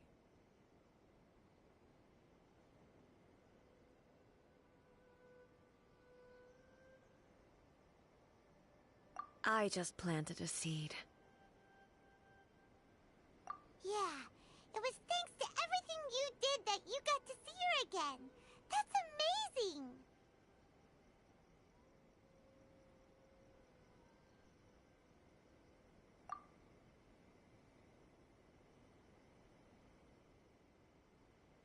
Thank you. Today, at long last, you and Inazuma finally emerge from the shadows cast by the events of centuries past. Makoto and you are Inazuma's past and future, and both are indispensable. It's rare to hear such comforting words from you. I graciously accept them. Oh, come on. You only think it's rare because you never used to listen to a word I say. Makoto said the exact same thing! Great minds think alike, hmm? I wonder, does that qualify me to, maybe, take the position of shogun for a couple of days? Actually, no. Forget that. Far more trouble than it's worth. We will have to end the frivolities there. There is much work to be done. The Shogun and I will closely review the Inazuma of today to find out where things currently stand. Then, we will give careful consideration to the future. After that, I will abolish the Sakoku decree. Really? That's huge news! I am no longer pursuing an eternity defined by stasis. In which case, there is no further need to keep the nation under lock and key. I don't doubt that many challenges lie ahead for Inazuma. I'm looking forward to it.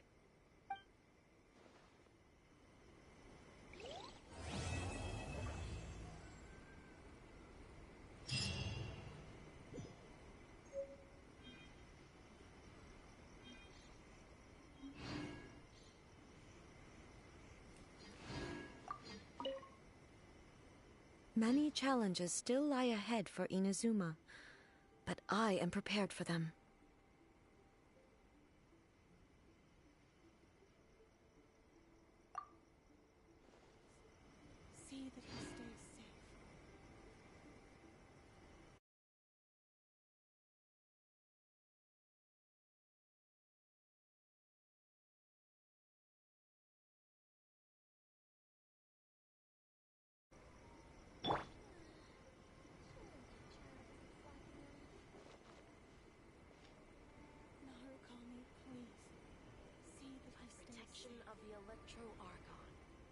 May the blossoms of the sacred sakura bloom eternally.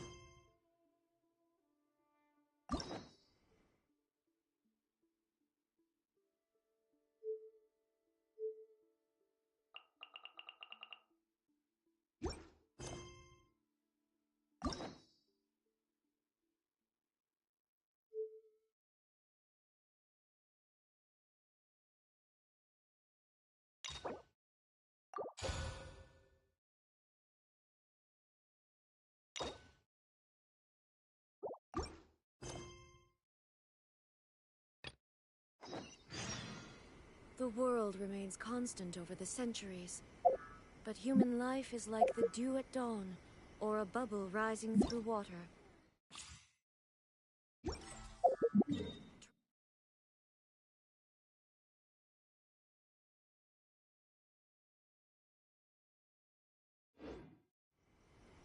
Narukami, please.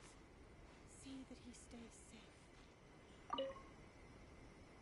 Many challenges still lie ahead for Inazuma.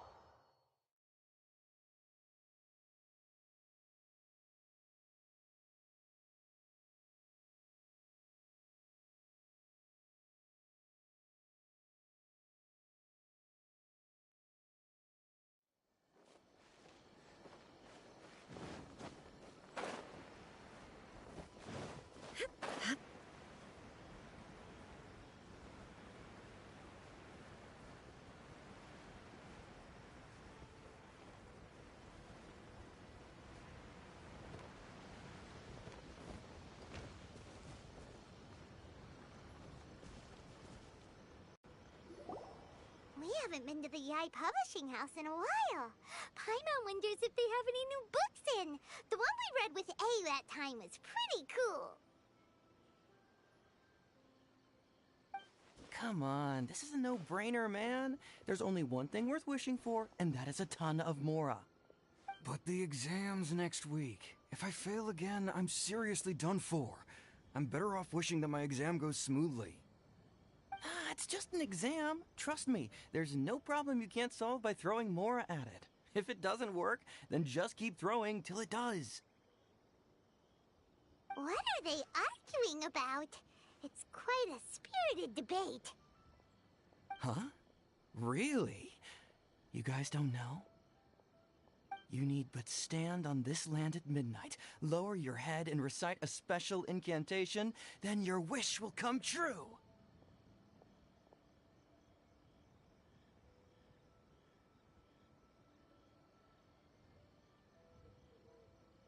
Looks like you guys really aren't in the loop. This, my friends, is the next big thing. A highly effective wish ritual guaranteed to make your wishes come true. A wish ritual? That actually works? Right? Even Paimon knows that's just not how the world works. I didn't believe it at first either, but that changed when it worked for someone I know. It's this guy called Kunihiko. He's practically always been unemployed, wastes his days away, and he owes a lot of money. Like a lot, but get this. I don't see him for a few days, and suddenly I find him dressed to the nines and feasting at a high-class restaurant. I heard it directly from him. He used this wishing ritual, and the next day he woke up to find his whole bed filled high with Mora. His whole bed was filled with... Wow!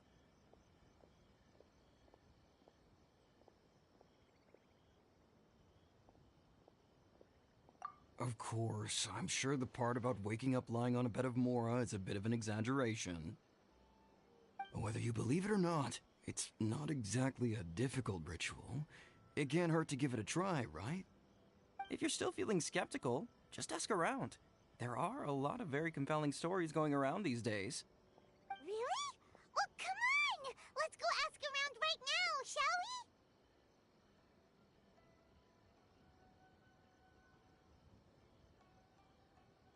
Well, if if it really is true, then just think of all the Mora Paimon could... Oh, and you'd finally be reunited with your twin, too. Let's go, let's go!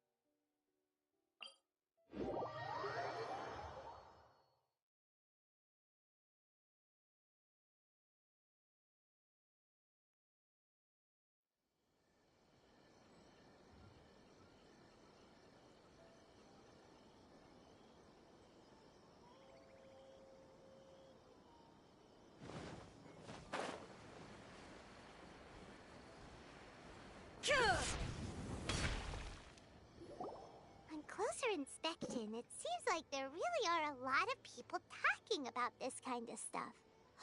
Hey, see those two?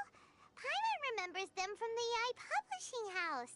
One's an editor and the other's an author. Grasp the thought in mind, clear like the light of the moon. As close as kin with you. No, thou. Wait, thee? Hear my summons, right? No, it's not hear my summons, it's heed my summons. Heed! You're never going to get it down at this rate. Hey! What are you guys up to? Whoa! Sheesh, you scared me! Okay. Where did I leave off with the incantation again? Incantation? Are you guys trying out this new wishing ritual stuff too? Junkichi is trying it out, to be specific. He's hit a bit of a creativity block recently, so... I'm helping him make a wish so that he can move past it. I mean, I obviously don't, but Junkichi never listens to an outside opinion, so all I can do is go along with it. Mr. Shigeru, can you please be a little more accommodating? This is extremely important to me. People have had all kinds of wishes come true. Become more attractive, get rich quick, ace their studies. I'm just a poor, struggling writer looking to get over a creative hurdle. Is that so much to ask? Anyway, I just know this is going to work. I have a gut feeling about it. Didn't you say the same thing when you went to make your wish at the Grand Narukami Shrine? Oh, I just know this is gonna work. I have a gut feeling about it. The Omamori from the shrine take too long to have any effect on your luck. Alright, enough of that. Help me get this incantation down. My new book depends on it. Look, to be completely honest, I think you need to sit down and have a good think about what kind of story you want to write. Where's all that self-confidence you had when you first started out? Look at you now, trying dubious methods from any old light novel. Wait. What? This wishing ritual comes from a light novel? Yep, it's from the one called A First-Hand Guide to Summoning Spirits. No, it's most likely a self-published title. It just appeared out of nowhere and took Inazuma by storm. As a fellow writer, I'll refrain from passing comment on how well the story is written, but everyone is saying the wishing incantations it contains are the real deal. Look, Junkichi, yes, everyone's saying it's real, it works, but that's only half the story. I've also heard lots of people saying that everyone who's had their wish granted using this method starts behaving strangely. What's so surprising about that? They're probably just giddy with joy at having their wish come true. This is starting to sound a little suspicious. Why don't we go to the Grand Narukami Shrine and ask Yae Miko about it? She's the expert when it comes to both light novels and the supernatural.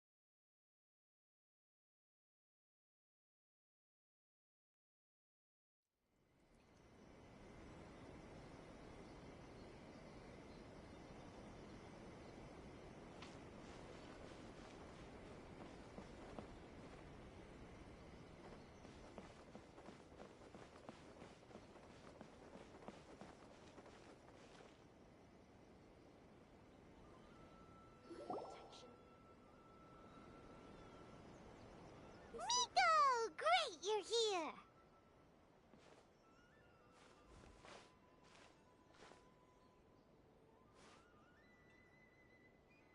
Well, hello there, young ones. What brings you to the shrine? It just so happens that I have a wonderful novel here. I highly recommend it. Oh? Well, what did you want to ask? Well, we were just... actually, you look kind of busy. Is this a bad time? No, not at all. It's nothing major. Lady Guji, what do you mean, nothing major? I'm begging you, you've got to help me save my brother.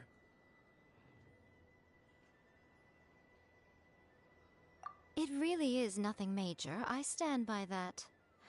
Oh, but since you're so curious, let's have him relate the story one more time, just for you. You two seem to have a good relationship with Guji-ai. Please, put in a good word for me. You have to convince her to help my brother. Here's what happened. My name is Kato Yohei, and my brother is Kato Shingo. All he's ever wanted is to become a swordmaster, so he once asked Sensei Domon of the Meikyo Shisui art to take him on as a disciple. Domon turned him away, took one look at him and said he didn't have what it takes to train in the art of the sword. But my brother wasn't about to resign himself to defeat. He trained every day as hard as he could, and finally proved himself by defeating one of Domon's best disciples in a duel recently. But since his victory, he's been acting extremely strange. It's like he's become a completely different person.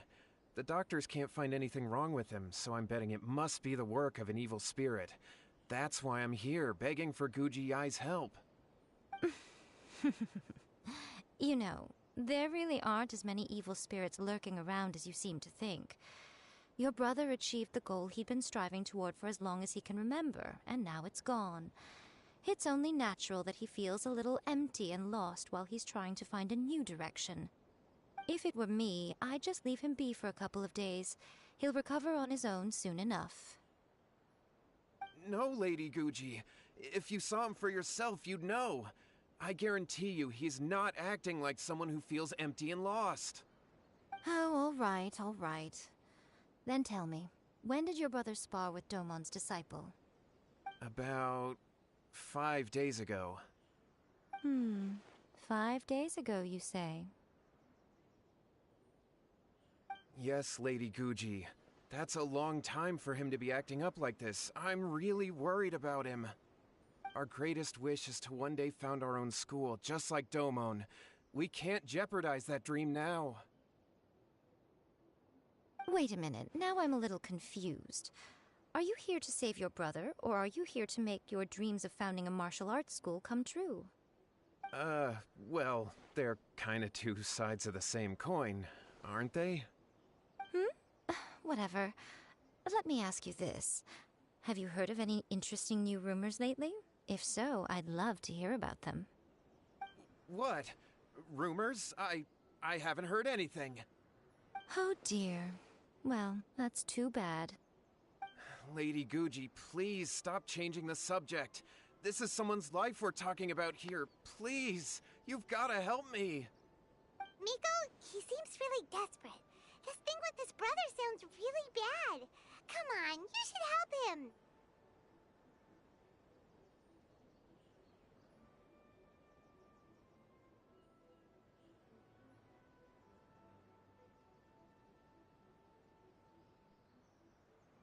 Okay, fine. Then it's decided. Yay, Miko! So you're gonna help him? Kato, whatever your name was, these two guests are trusted acquaintances of mine, and in fact, they are experts in resolving all manner of strange and supernatural phenomena. Exorcisms and that sort of thing are all in a day's work for them. Yeah! Wait a sec! Really? Is that hesitation that I detect in your voice? So let me get this straight. You come begging to me for help, I actually recommend someone for the job, then suddenly you start doubting me? Not at all, never. Whatever Lady Guji says, I trust wholeheartedly. Thank you two for your willingness to help. Please follow me. No, hold on a hot second, Miko! We may be a lot of things, but we ain't exorcists! Don't worry. If he wants an exorcism, just grab a handful of salt and mutter some mumbo-jumbo while you're sprinkling it around. It's a common trope in light novels, right? You just have to have a bit of bravado. As soon as the protagonist gains self-confidence, everything else just magically falls into place.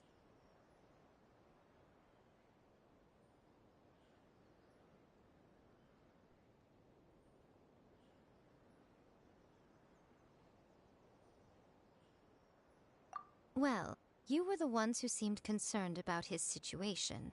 Don't you think it would be a little unfair to make me do all the work? Besides, we both know you wouldn't be here at the Grand Narukami Shrine unless you had a request for me too. This is an opportunity to demonstrate that you come in good faith. This feels all wrong! But you technically have a point, so... All right, let's go. Don't worry now, I'll be coming along too. Okay, let's follow Yohei and go visit his brother. What is going on here? Granted, you can never be quite sure what's going on in Miko's mind, but she seems even more disinterested than usual in Yohei's situation. Well, a life's at stake here, so it looks like we'll have to deal with that first before we'll get the...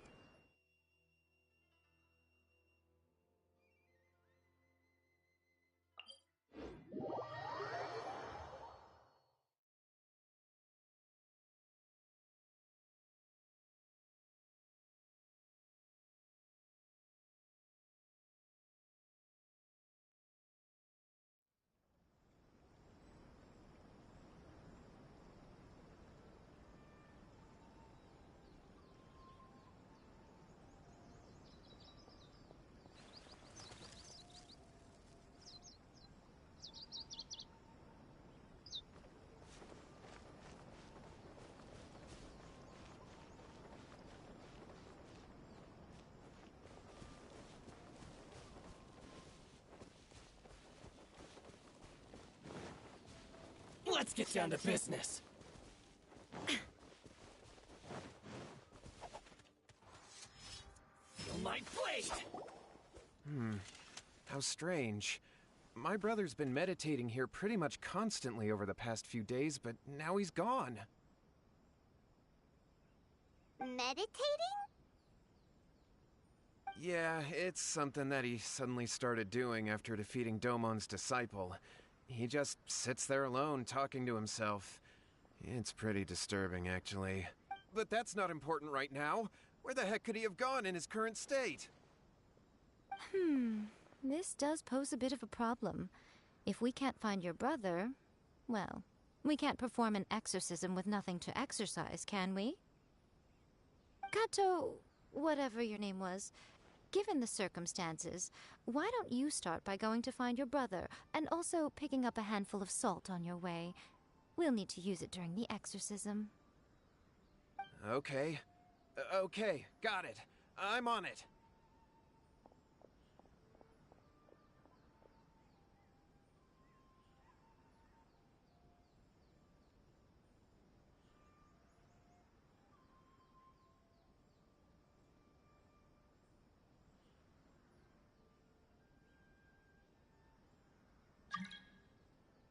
Miko, what about us? Shouldn't we help look for his brother too?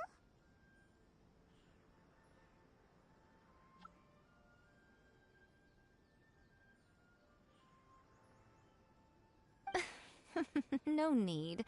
While What's-His-Face is handling that, we'll take a walk around and ask people what they know about the two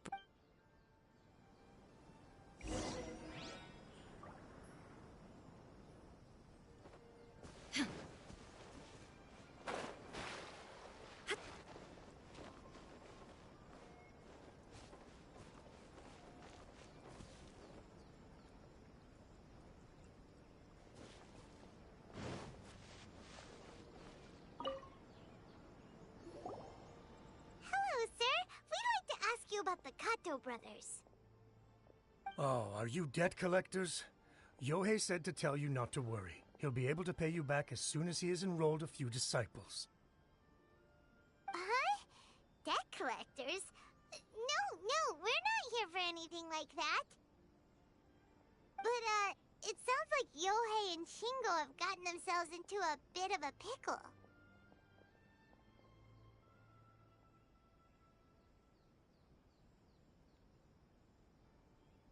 Well, yes. I don't think there's any disputing that.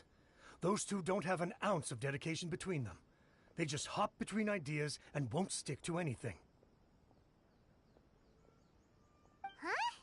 But Yohei said his brother has always wanted to become a sword master, and even asked Domon to be his sensei. That's true, yes. Shingo begged Domon to take him on, and eventually, he finally relented. But even after convincing a renowned sensei to give him a chance, he was the same as ever, bumming around in class instead of focusing on his training. In the end, Domon had had enough and kicked him out. But Shingo was resentful about it.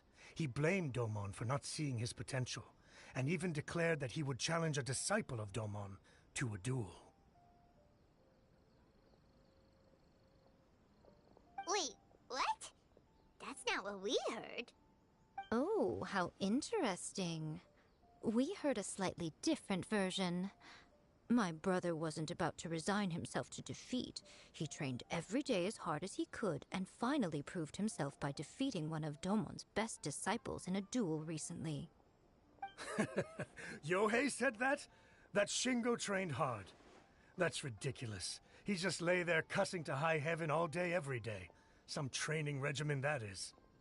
Yohei did tell me about Shingo winning the fight, but I took it with a grain of salt. You can ask Kenji at the village entrance more about that. He always has reliable information. One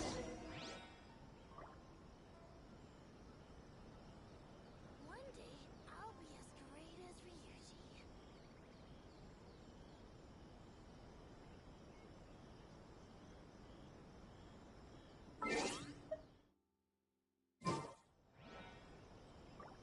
So it's her. The one I've been waiting for.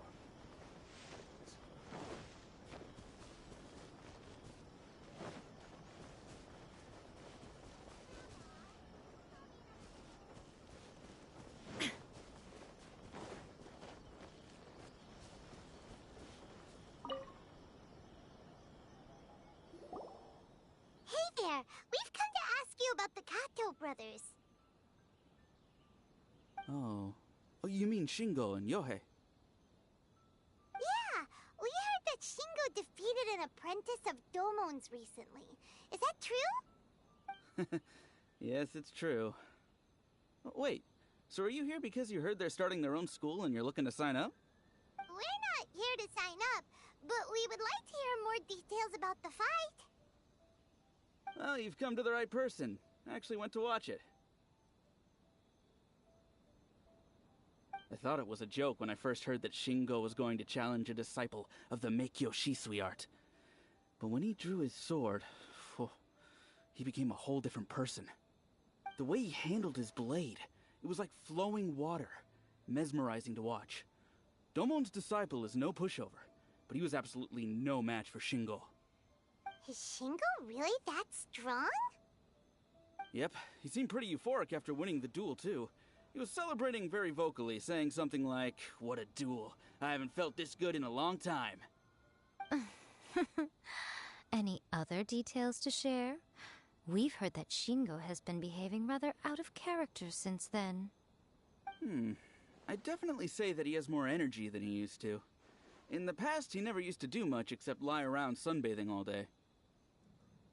But just yesterday, for example, I saw him cutting down trees for the village head. In the space of one afternoon, he did what most people couldn't finish in 3 days. Not only that, but he managed to fell a lavender melon tree with just one kick.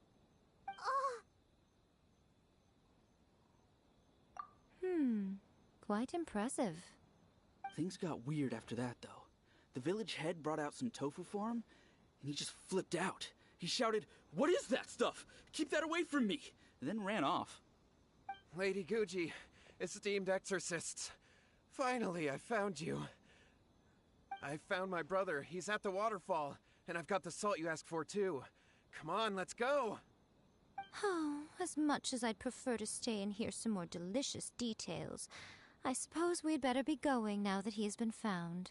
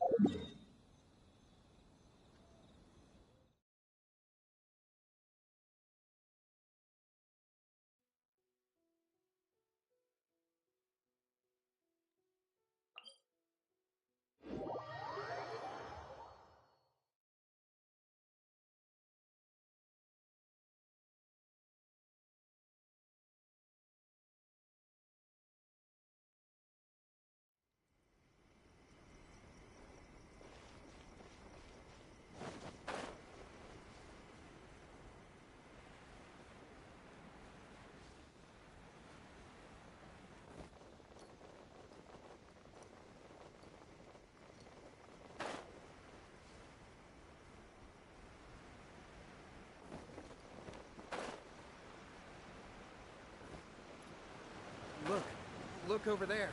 That's him at the waterfall.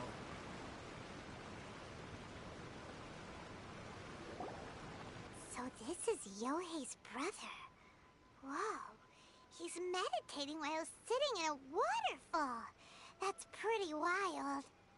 Hey, listen! He's talking to himself.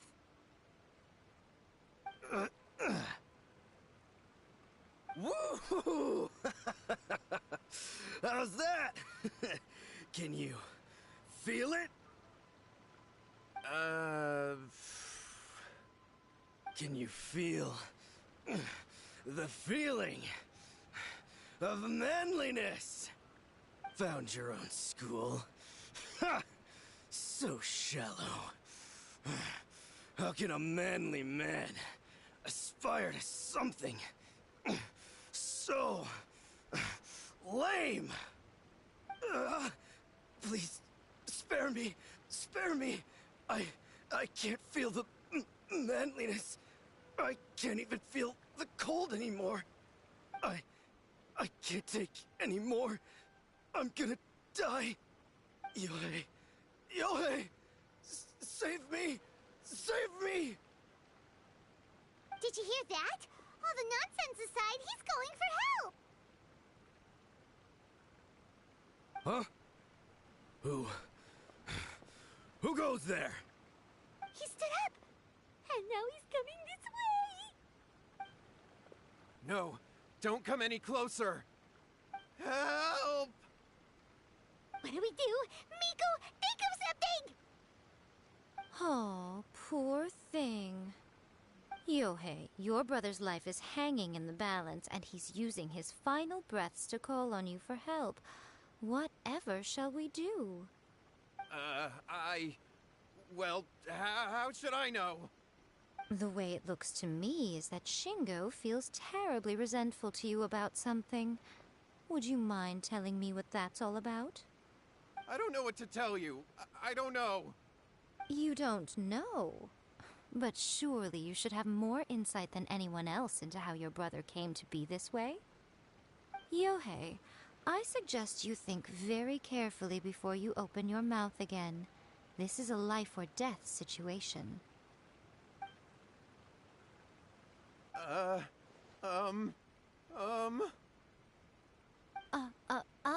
Your brother is your closest relative. You must have noticed straight away when he started acting out of character. And yet, 5 whole days pass before it occurs to you to come and seek help from me. You really expect me not to notice the gaping holes in your story? But, As you wish. It's fine by me if you don't want to tell the truth. But after Shingo dies, you'll be next. It's futile trying to escape. Anywhere in the world you run to, it will be right behind your back. After all, you did summon it together. Ah! All right, I'll talk. I'll tell you everything. My brother and I used a wishing incantation. We made a wish. Yes, that's it. The one that's all the rage right now. You just have to recite an incantation at midnight and your wish will be granted. Just like the book described, we drew the magic symbol, stepped inside it barefoot at midnight, said the incantation, and lo and behold, spheres of light appeared all around us.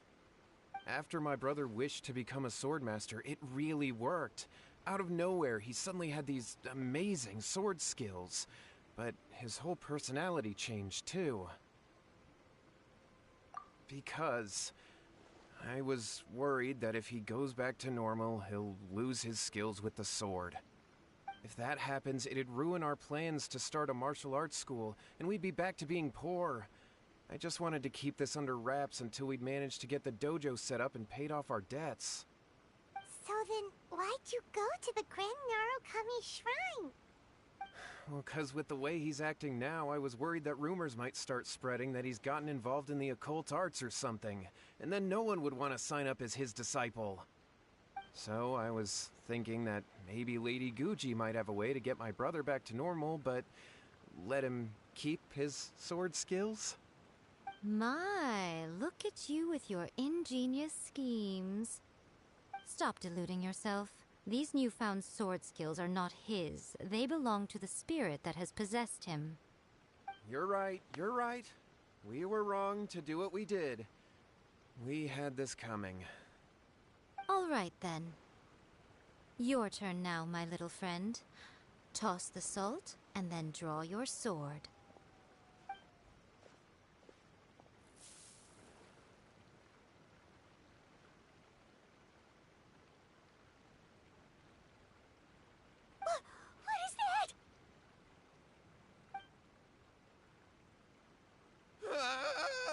It's the spirit!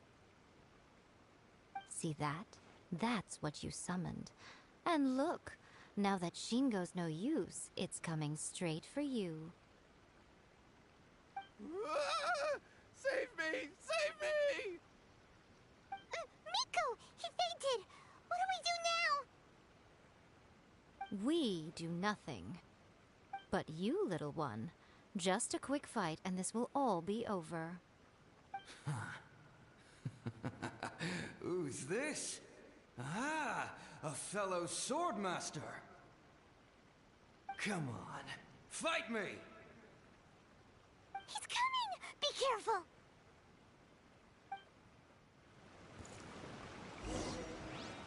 Shine down!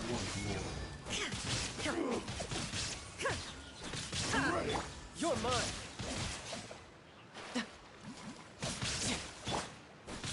There is no escape! Cut down. This.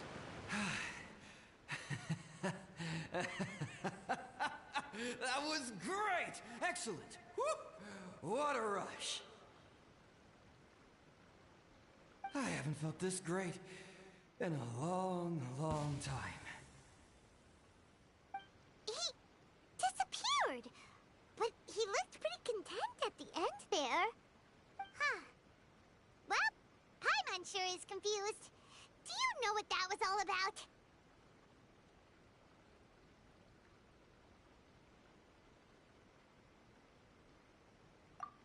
We can talk about it later. They're about to wake up.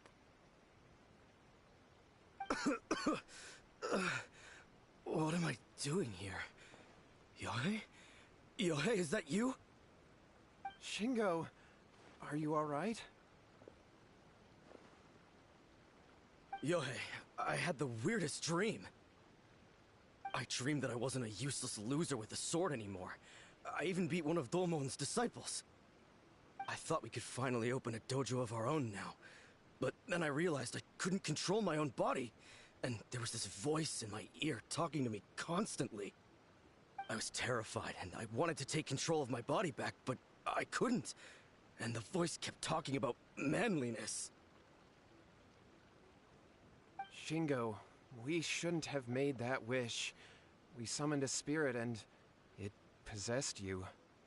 Yes, and had we not come to your rescue, your life would have been over before too much longer. Then the spirit would have haunted your brother until he died of fatigue too. Thank you, Lady Guji, and thank you for your assistance, exorcism experts. All right, take him to get some rest. He's very weak right now, having been possessed for quite a few days. He will experience a high fever, but it won't be fatal. Remember, this is the price you pay. At this point, I would normally lecture you on the dire consequences of using occult methods to obtain power that does not belong to you. But I think you get the picture now, don't you? Yes, we understand now. We won't do it ever again. Thank you, Lady Guji. Thank you, exorcists. We'll be on our way then. Come on, Shingo.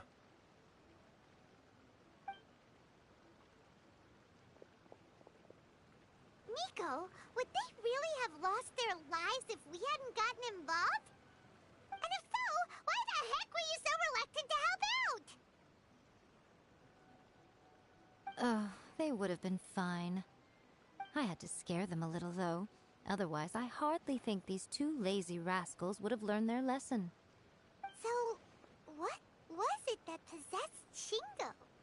You saw it all for yourselves. I'm sure you can figure out what kind of spirit had possessed him, can't you?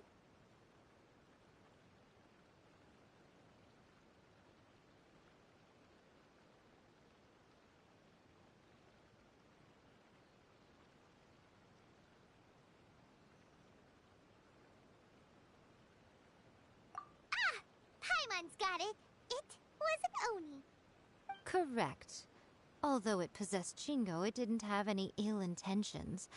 As a matter of fact, it actually seemed like it was trying to train Shingo to become bolder. Huh. Fair enough.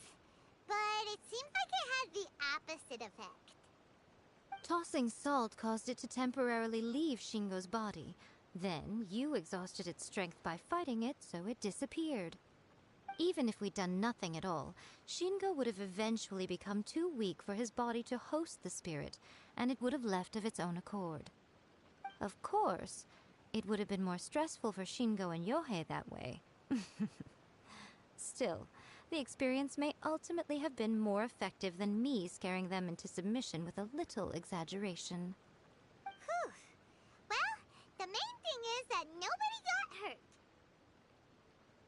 All right, seems like we've wrapped up everything here.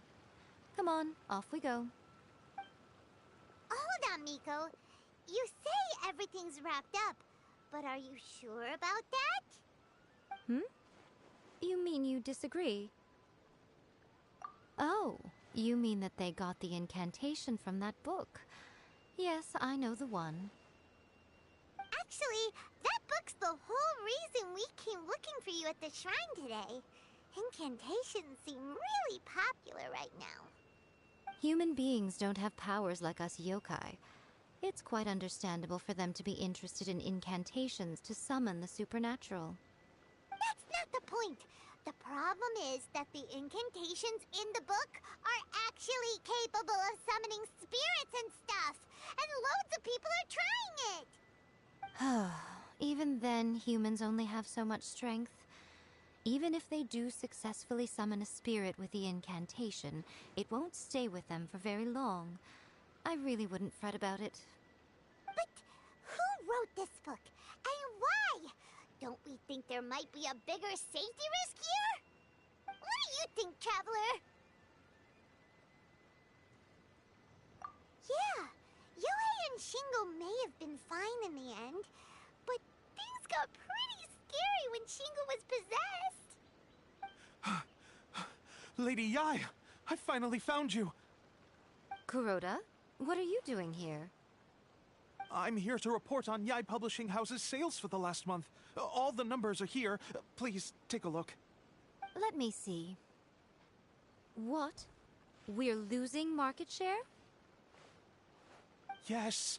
Overall bestseller, reader's favorite, and trending ranking. We're being beaten in all categories. One book is topping the charts. It's called A First-Hand Guide to Summoning Spirits. Both of you, back here now! Nico? What is it? You have a really scary look on your face right now. Things just got serious. A First-Hand Guide to Summoning Spirits is an all-round hit, summarily beating the novels of the Yai Publishing House by every analysis. Just what is that supposed to mean? I worked extremely hard to promote our latest featured work, and now a rival book comes out of nowhere and steals our thunder. If this isn't the very definition of intolerable, I don't know what is. I have to come up with a counterplan, and you are going to help me. Huh? How is this our problem all of a sudden? Paimon, please. Who wrote this book and why? Don't we think there might be a bigger safety risk here? Oh, am I to take it that the safety of the people of Inazuma isn't so important in your eyes after all? Wait, what just happened? Again, you technically have a point, but this feels all wrong. Nothing's wrong, okay? Come on. We're going to war. I'm going to head back and make some preparations. Meet me outside the Yai Publishing House.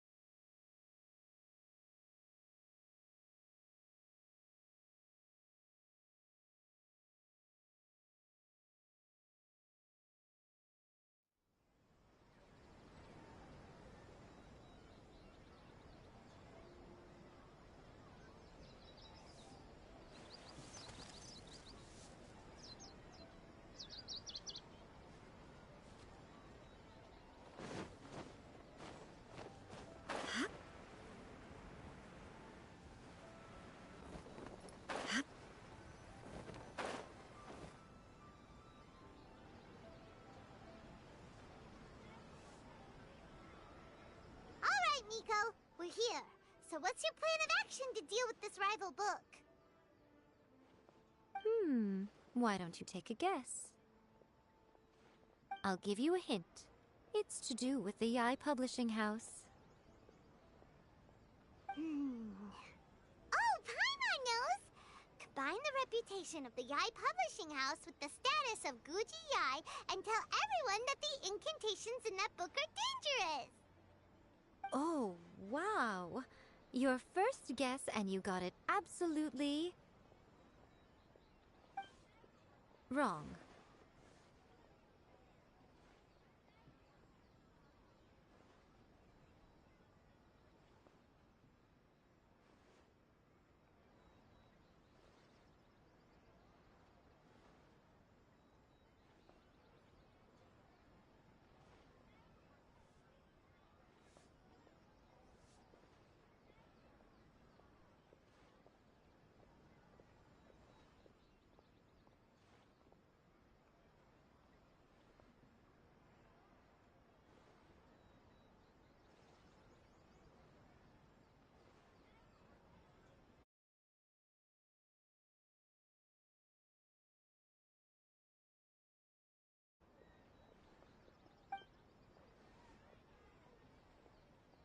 Yeah! Wait! Seriously? That wasn't it? A first-hand guide to summoning spirits is the hottest light novel right now. If we did as you suggested, we would effectively be advertising to everyone that the incantations are real.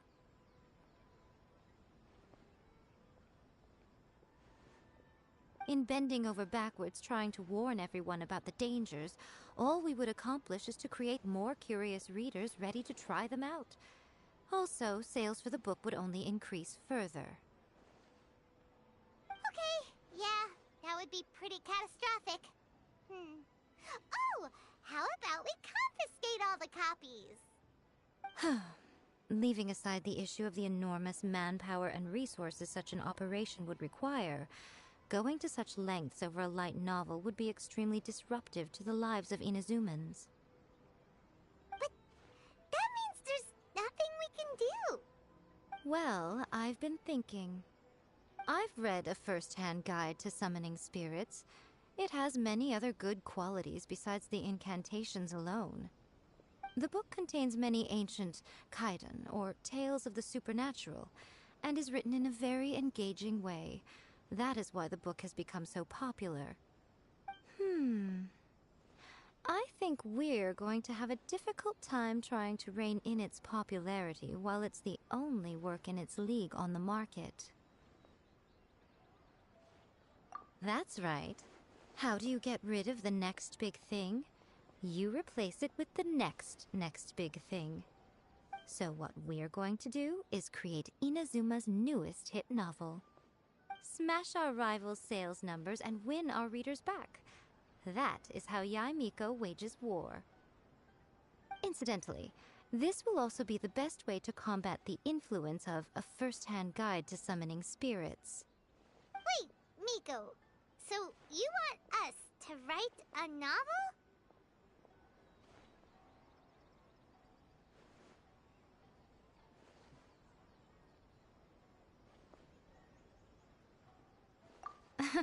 Well, becoming an accomplished novelist certainly isn't an overnight process. But let's not forget that I am the chief editor of the Yai Publishing House. I have my ways. I did say this is what we're going to do.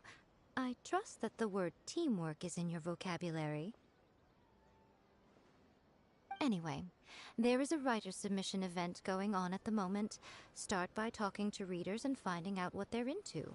When you have an idea of what the current trends are, come back and see me. I'll be at Uyu Restaurant. Find me there when you're done. I will assemble a team, and we can work while we eat. Publishing house is out. Come take a look. Adding more abilities to the characters.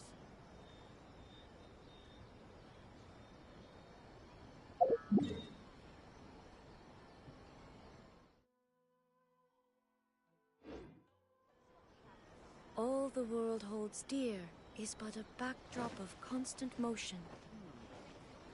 I stand before it, alone and unchanging.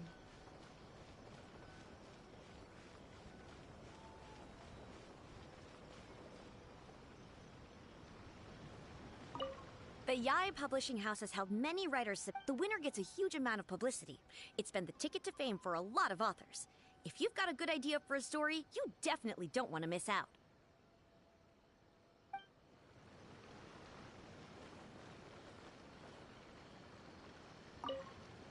I've been reading light novels for a long time now. I'm mainly into big, ambitious fantasy works with an original core concept and good storytelling. These days, though, everyone seems to be imitating each other. Most of the time, I can guess what the story is about just from the title. The only recent book worth mentioning is A First-Hand Guide to Summoning Spirits.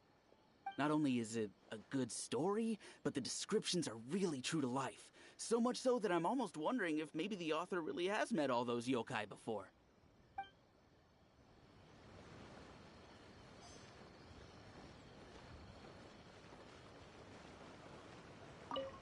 The key to a successful light novel is having good illustrations. When to use illustrations, what they should contain, and which artist you should commission for them.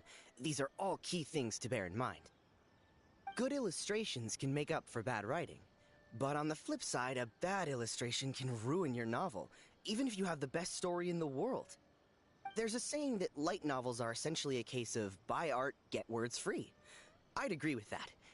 Too bad most of the top artists have jam-packed schedules, so it's extremely difficult to commission them.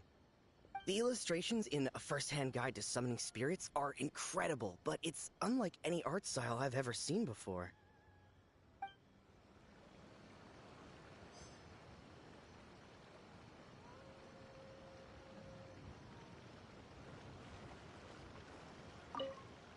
I'll be honest, I read light novels for the cheap thrills. In most traditional stories, the protagonist usually has this long and drawn-out character arc, usually involving a process of separation, loss, and ultimately growth and renewed strength. It reads well and everything, it's just a little slow-paced for me. By contrast, there's this popular light novel at the moment called A First-Hand Guide to Summoning Spirits, where the protagonist is super strong right from the get-go. That's what I mean by cheap thrills. Action-packed right from page one. The protagonist is a kitsune who has not only mastered the secret art of incantations, but also tea ceremony, painting, and calligraphy. There's much more to light novels than Paimon realized. Let's go tell our findings to Yae Miko.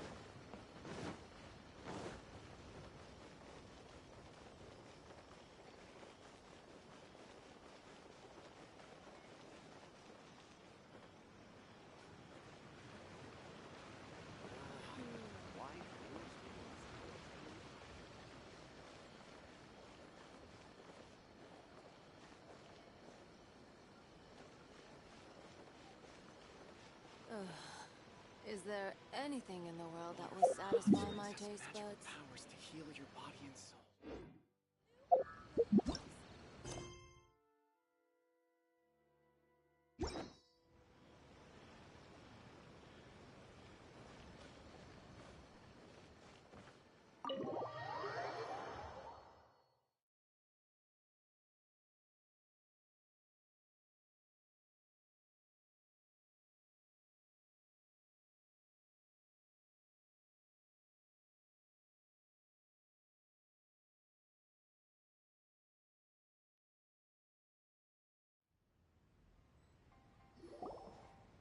Ah, there you are.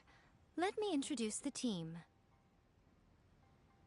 You've already met Junkichi and Shigeru. Shigeru is an experienced editor, and Junkichi is the author he's partnered with. Junkichi's working through a creative lull at the moment, but all his past works have been very popular with young people. He's developed a distinct and enduringly popular style. Satomi is Yae Publishing House's ace in the hole. Her specialty is that she can write all kinds of completely different stories and all under different pen names. As for what those names are, well, that's a trade secret. They will be teaming up with us to collectively create the novel that knocks A First-Hand Guide to Summoning Spirits off its perch. So, feeling better about my plan now? Uh-huh. It definitely makes sense. Now then, tell me what you found out about readers' preferences.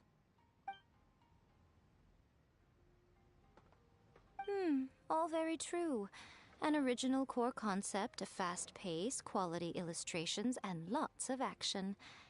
This is the formula that will guarantee good sales numbers.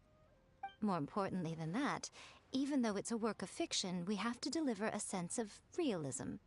Paimon followed pretty much all of that, but there's still one question. What are we actually gonna write about?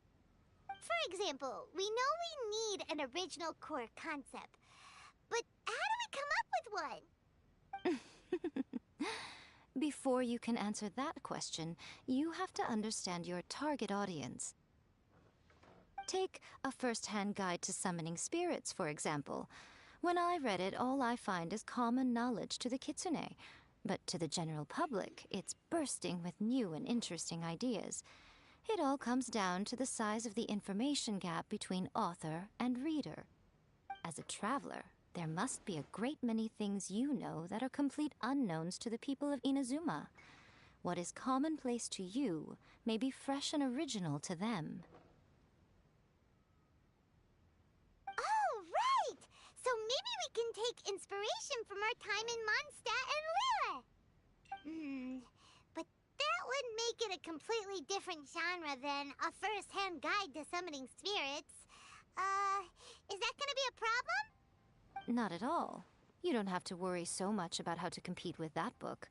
All you have to do is provide some interesting ideas based on your travel experiences. As long as the core content is interesting, my expert team here will be able to flesh out the details. Alright, let's start with Chapter 1 then. What are you thinking?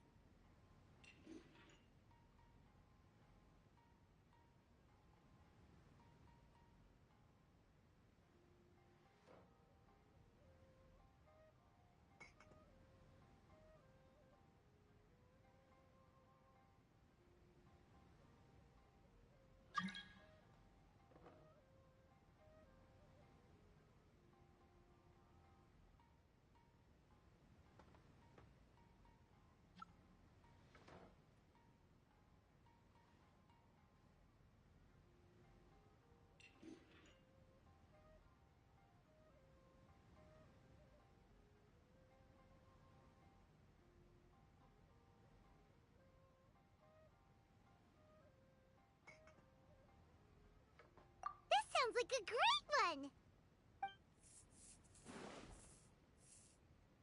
Let's see here.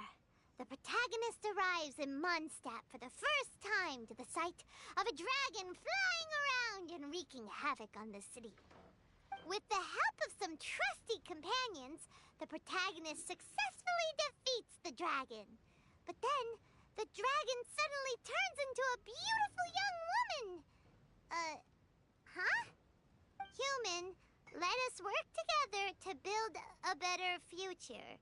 The love story between human and dragon begins today? Well, that was an unexpected development. What happened to the grand adventure?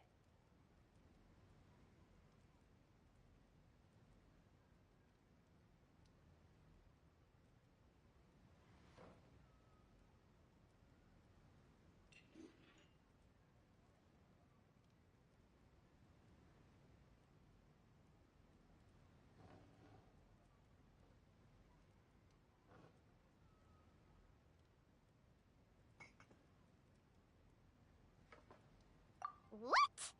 But that's so misleading. Out of a maximum of 10 points, I'd give that a 9. The story certainly goes in an unorthodox direction, and the Dragon Girl sounds destined to be a hit character. Approved. What the heck? Good job, little one. You're not only drawing on your own experiences, but it seems you're filtering them through the lens of the kinds of light novels you've read in the past. I think you really understand what we're trying to do here. Thoughts from the experts? Are we able to work with this general framework to make an interesting story? Yeah, we think it works. I tend to overcomplicate the core concept if I'm not careful, so this deals with that problem. That's good. Okay, we're done with Chapter 1. Let's move on to Chapter 2. Huh? Won't that do for now? Readers will devour your content a lot more quickly than you'd think. If we don't keep delivering the goods now we've caught their attention, all our hard work so far is in vain. Hurry, Chapter 2, let's go. Can't you see that Satomi is waiting? Huh? What's wrong with you? You don't look so good.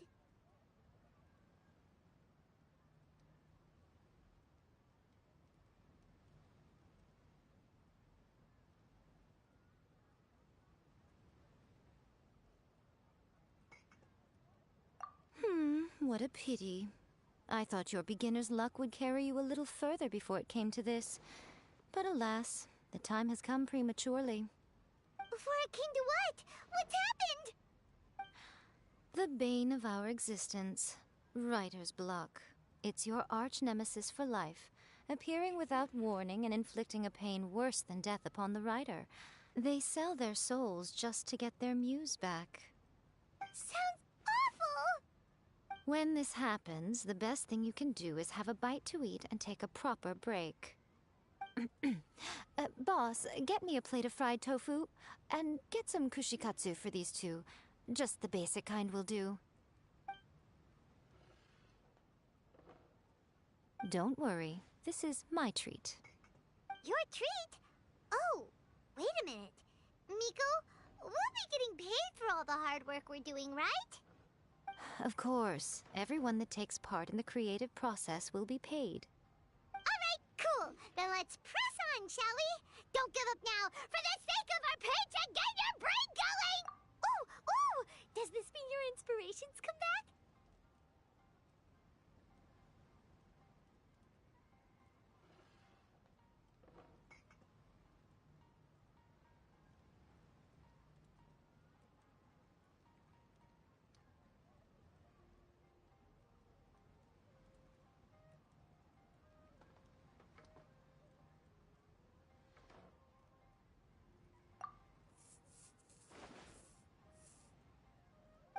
Now, the protagonist arrives in Liyue and befriends a young man who doesn't have the money to pay for anything. Only later do we find out that this young man is none other than Rex Lapis himself. With the help of the Qixing and the protection of the Adepti, I am free to roam this vast realm. Is this the kind of cheap thrill that guy was talking about? I give it a 9.8. The story is fun and action-packed with no dark undertones. Also, there are a great many legends about Rex Lapis. I'm sure it will spark the people's curiosity. I, for one, think there's a sizable market for this. Approved. Alright, well, let's just hope Zhongli doesn't mind. Great. Well, now Satomi can get started on that. Leave it to me, Lady Yae.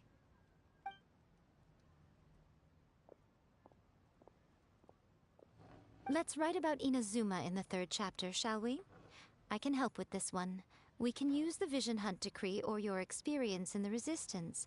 Any ideas?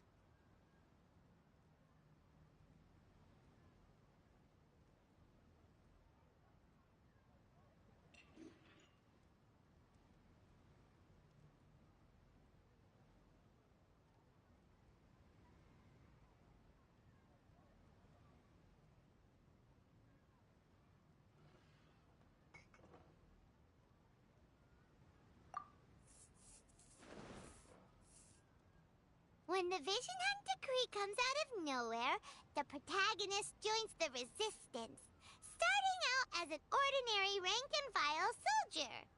Find out how the protagonist goes on to make great contributions to the war effort, become best friends with the Resistance General, and get to know the Guji of the Grand Narukami Shrine, working together with everyone to finally secure a grand victory for the Resistance. Huh. It's surprisingly normal. I think it's rather good. A lot of people still like the classic hero's journey, from ordinary soldier to great leader, a fresh take on a timeless classic. One thing, though. We'll need to rewrite the part about me giving you the omamori. Let's change it to... The mysterious Lady Kitsune teaches the protagonist a spell that can make their wishes come true. The protagonist uses this spell to defeat the Raiden shogun in battle.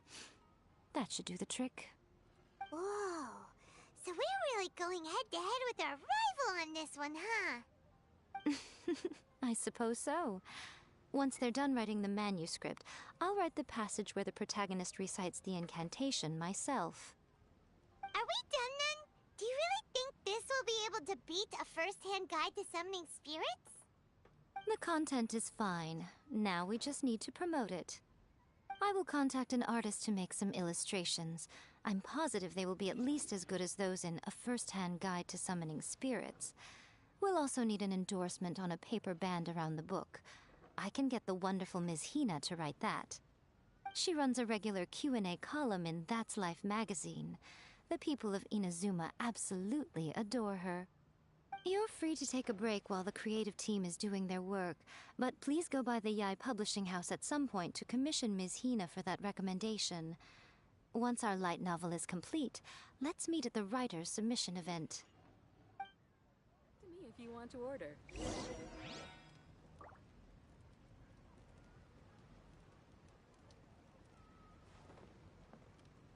That's just like Erika, always refining her craft.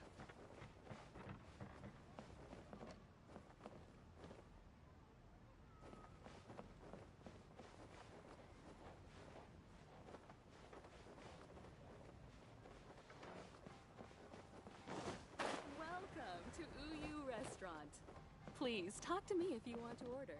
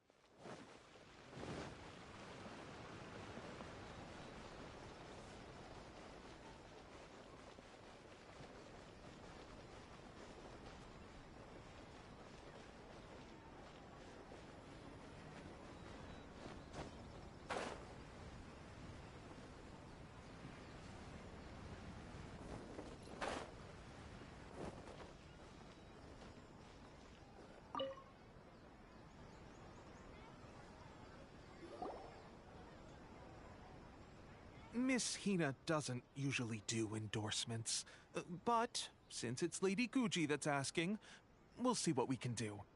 With Miss Hina getting so popular lately, a lot of people have come to us hoping to do a collaboration. But Miss Hina's not interested in any of it. She still prefers to focus all her efforts on replying to readers' letters, and turns down every promotional opportunity she can. Maybe that's why her fans like her so much. I'm getting off topic here.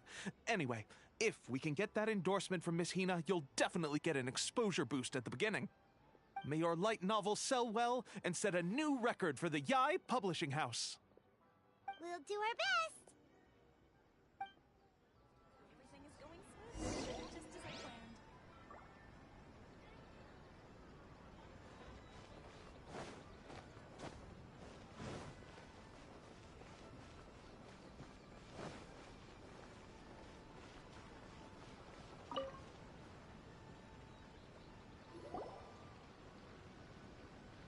Are you sure you'd like to submit this entry?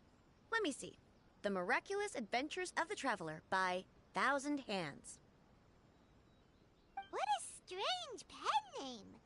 Definitely your doing. Having been around you so much recently, Paimon's slowly starting to understand your unique tastes. What do you mean, strange? It took a lot of work by a lot of different people to get this thing finished. Don't you think it's a very descriptive pen name? We'll get this printed as a matter of priority and conduct trial sales in pilot locations throughout Inazuma. Uh-oh. Paimon's getting a little nervous now. Do you really think this is gonna work? That's right. Be confident in your work. That's exactly how a light novelist should be. Okay, then I'll sign you up. Please come back in 3 days for the results. Thank you all for your submission. I wish you the very best of luck.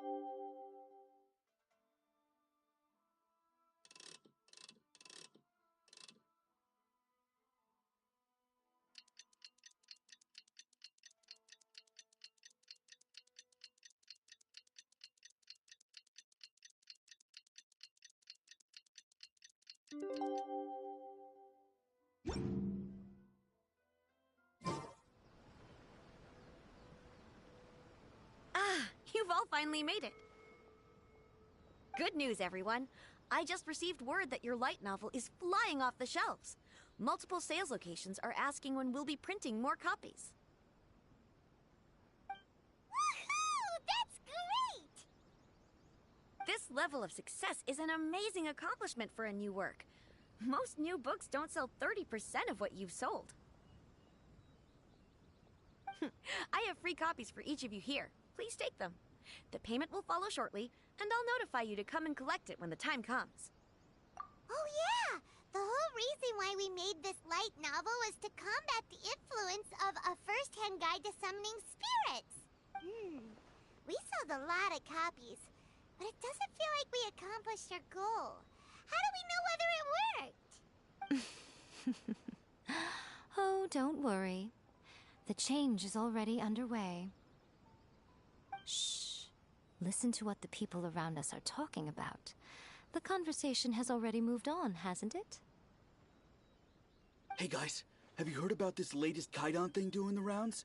You just need to recite the incantation from A First-Hand Guide to Summoning Spirits at midnight, and your wish will come true! Oh, that? That's a throwback. That's old news, man. No one's talking about that anymore. The Secret Spells of Lady Kitsune is the new hit thing. I've already memorized all the incantations. The Secret Spells of Lady Kitsune? What's that? You haven't read it yet? Okay, so supposedly, if you recite the spell in there on a moonless night, you'll receive protection of the Kitsune and all the other powerful yokai. They can make any of your wishes come true. I heard that the incantations in A First-Hand Guide to Summoning Spirits have weird side effects. This one guy wished for a load of mora and got it, but then one night it all turned to leaves and he developed a high fever. They actually had to use one of the secret spells of Lady Kitsune to get rid of the discomfort. That proves that the incantations in this book are more potent than the ones everyone was trying before. Pretty much everyone I know is desperate to try it out. Just waiting for a moonless night. Really? Well, I better go and prepare too. Well, feeling less worried now? Wow, you're right! Everyone's shifting focus! But what's this moonless night that they're talking about? Paimon doesn't remember that detail from the brainstorming session. This is something that will become very important to us further down the line. All right, it's time to move on to the next phase of the plan. There's a phase 2? Of course. Behind every book that hits the market lies an author, right? Oh yeah, if we leave him to his own devices, he might just write another guide to summoning spirits. Also, we still need to figure out what his motive for writing it was. Exactly. That's what we need to take care of next. Fortunately, I've already managed to identify the author. He's a failed light novelist named Tomoyuki.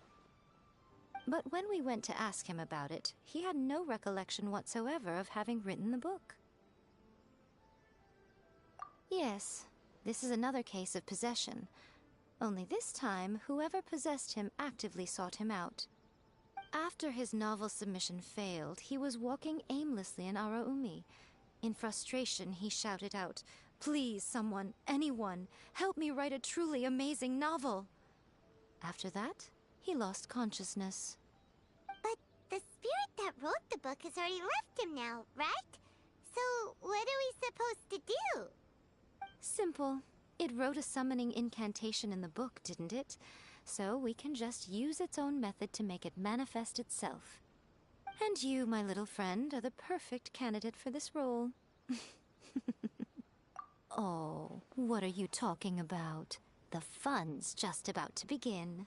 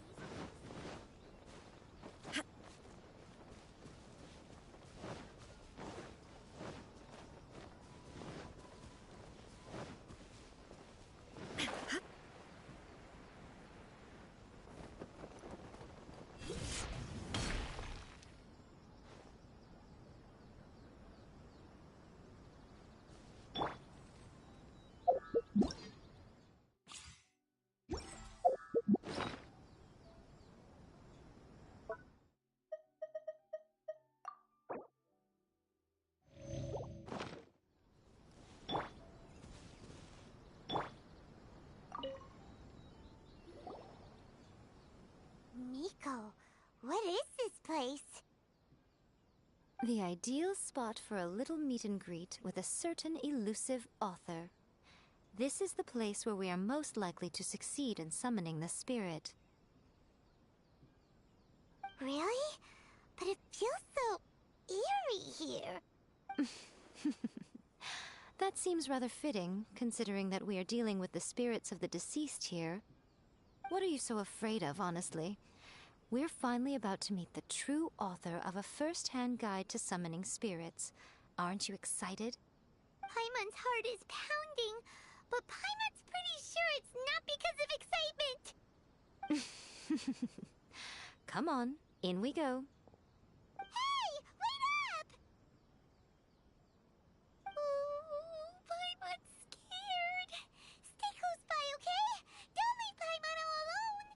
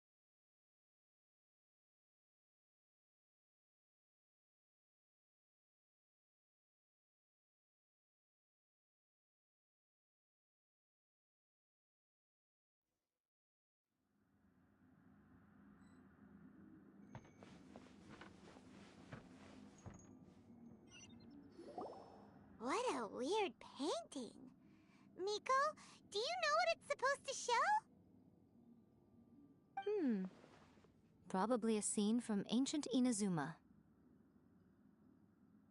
It's a good piece of artwork and all, but it's also kinda eerie. So it's a bit scary. Looks like the artist signed their name.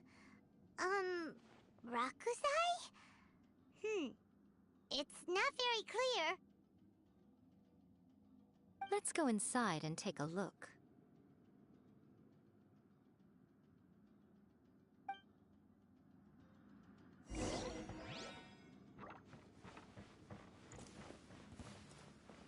It's my lucky day. Right here.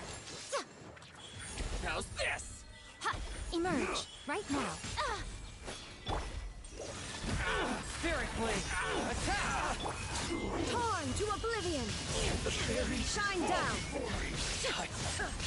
Cut down! Like this.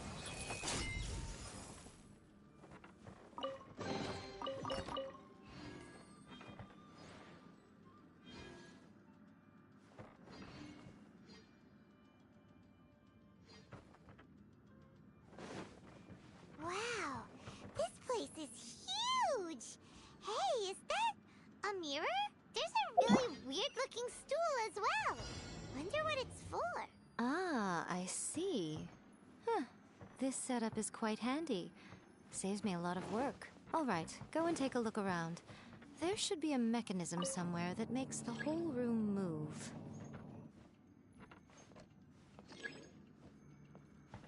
Right here.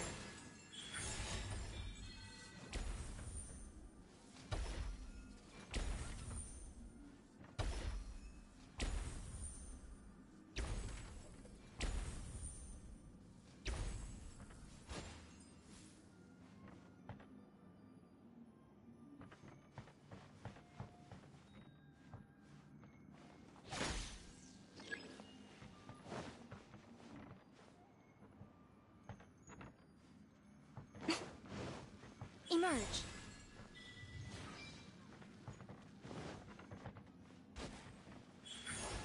Right here.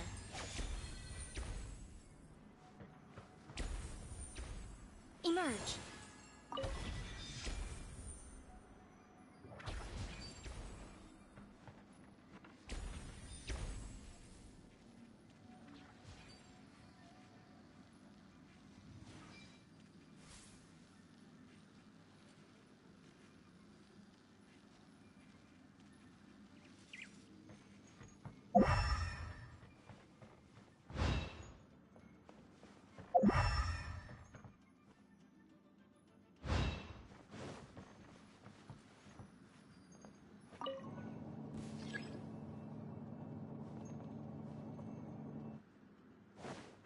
Show them. Right. Dear me. Right here. Emerge.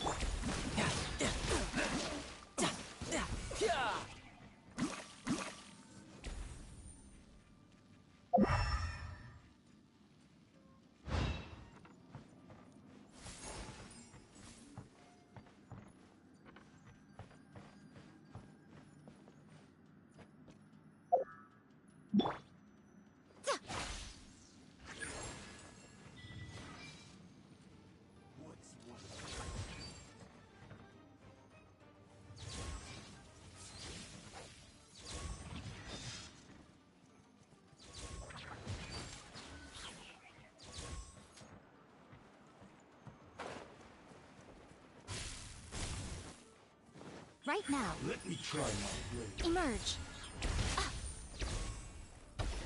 Right now. Right here. I'm ready. Is that all? There is no escape!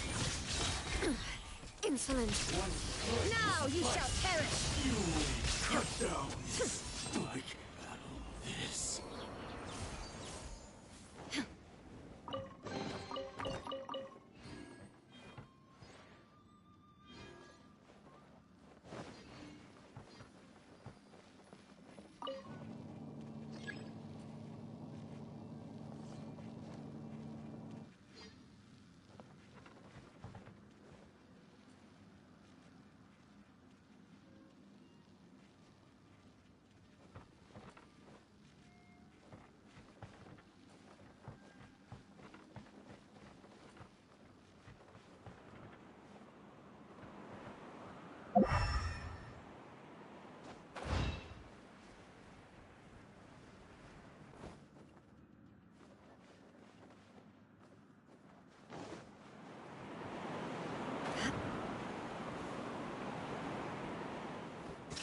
Let's get down to business.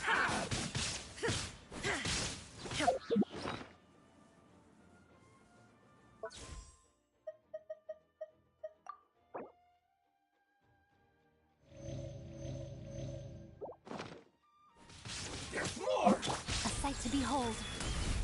Show them. Emerge. My blade! Come on out. Just brace yourself. This is gonna hurt.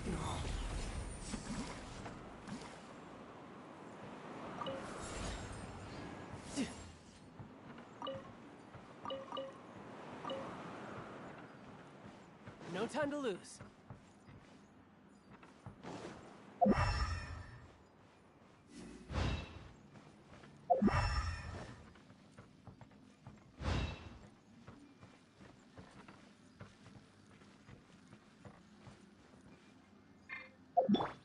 Come on out.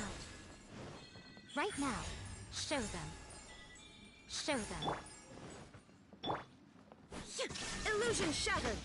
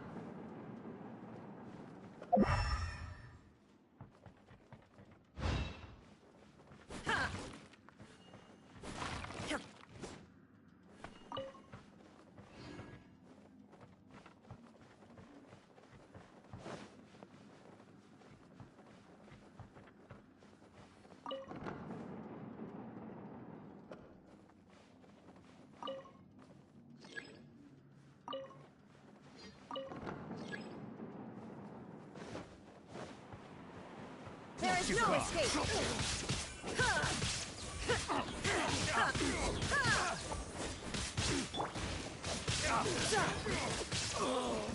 Such a pain.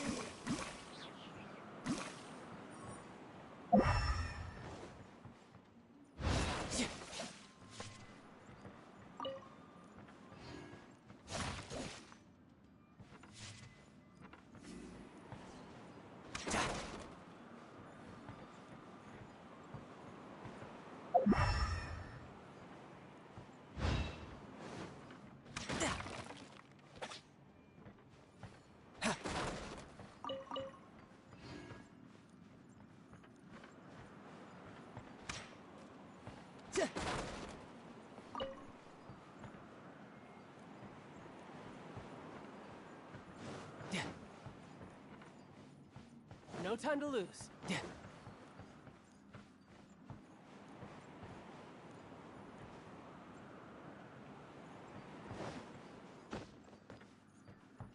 No time to lose.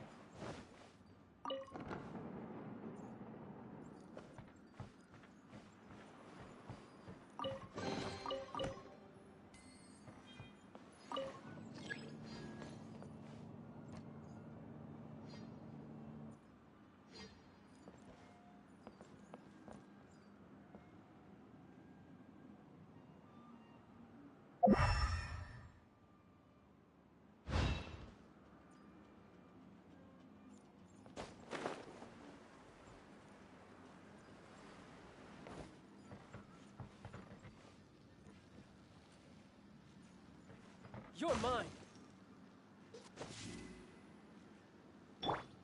Shine down!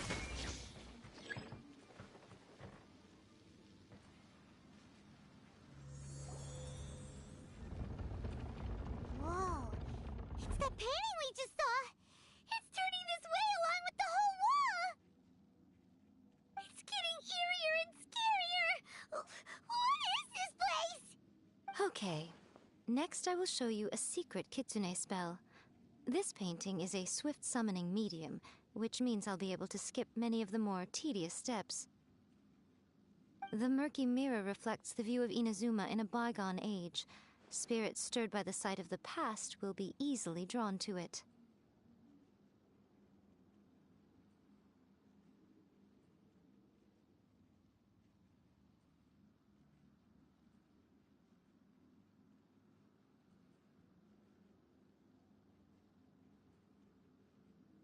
You're up next, little one. Come on, sit yourself down here. Yes. The whole point of a summoning ritual is for a dead person's spirit to possess a living person's body. You saw what happened to that Oni samurai spirit. After leaving the host's body, he was only able to maintain his form for a very short time before disappearing. Are we positive that summoning a spirit to possess the traveler isn't gonna have any lasting negative consequences? Oh, you really care about the little one quite a lot, don't you? I'm a little jealous. I wish my friends were caring like that. Anyway, are you scared, little friend? Don't you worry now, it'll be over soon. Just think of it like having a dream. Sit on the chair, stare at the painting, and relax your body and mind. Try and be natural. There's really no need to be nervous.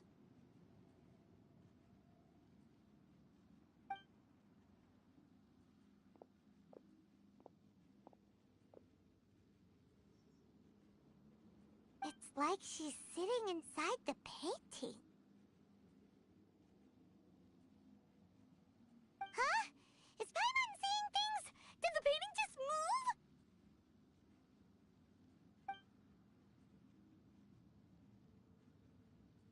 Recite the incantation in your heart, little one. Also, you'll need to have some intense thoughts going through your head. A wish, for example. Now, what kind of wish do we think it would take to summon forth the author of A First-Hand Guide to Summoning Spirits? Any... Probably something to do with writing? Very good. The wish needs to be heartfelt, though, so let me help add a little realism to the equation. The book is selling exceptionally well, Traveler, but we're going to need an outline for Chapter 4 as soon as humanly possible. When is the earliest that you can turn it in by? The painting is moving again! What the...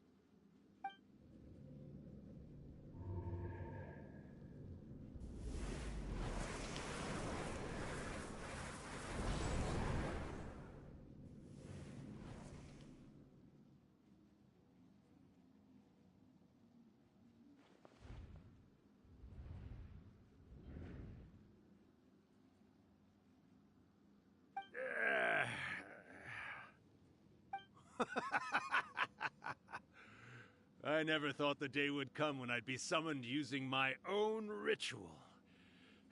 Getting a taste of my own medicine. What have we here? Another budding writer? What's come over you all? Why is everyone wishing for help with their writing? Are novels so popular in this day and age? We got you! So you are the one who wrote A First-Hand Guide to Summoning Spirits! What are you trying to do, Why'd you put that summoning incantation in the book, huh? What's your game here? Huh? What's this? Oh, I see. No wonder this felt so familiar. I've walked right into your trap, haven't I? You ask me what my game is here? Well, of course. It was to use this incantation as a means for all the souls of the departed yokai to make their glorious return to the world and plunge all of Inazuma into a brutal, bloody war! What? Paimon knew it! You had an evil plan all along! Oh, did you now? Then how naive of you to let me possess this body so easily.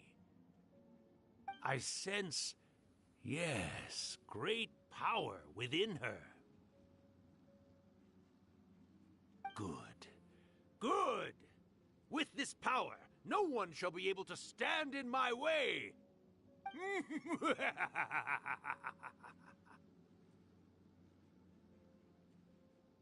up!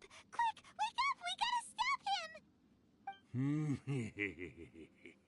It is futile. You shall never wake her again. This body now belongs to me!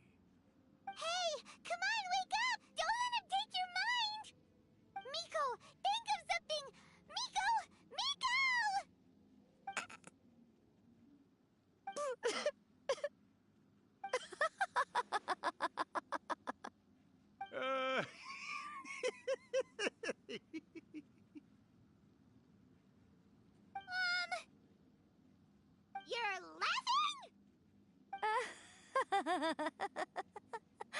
Oh, Rakusai, you haven't changed a bit.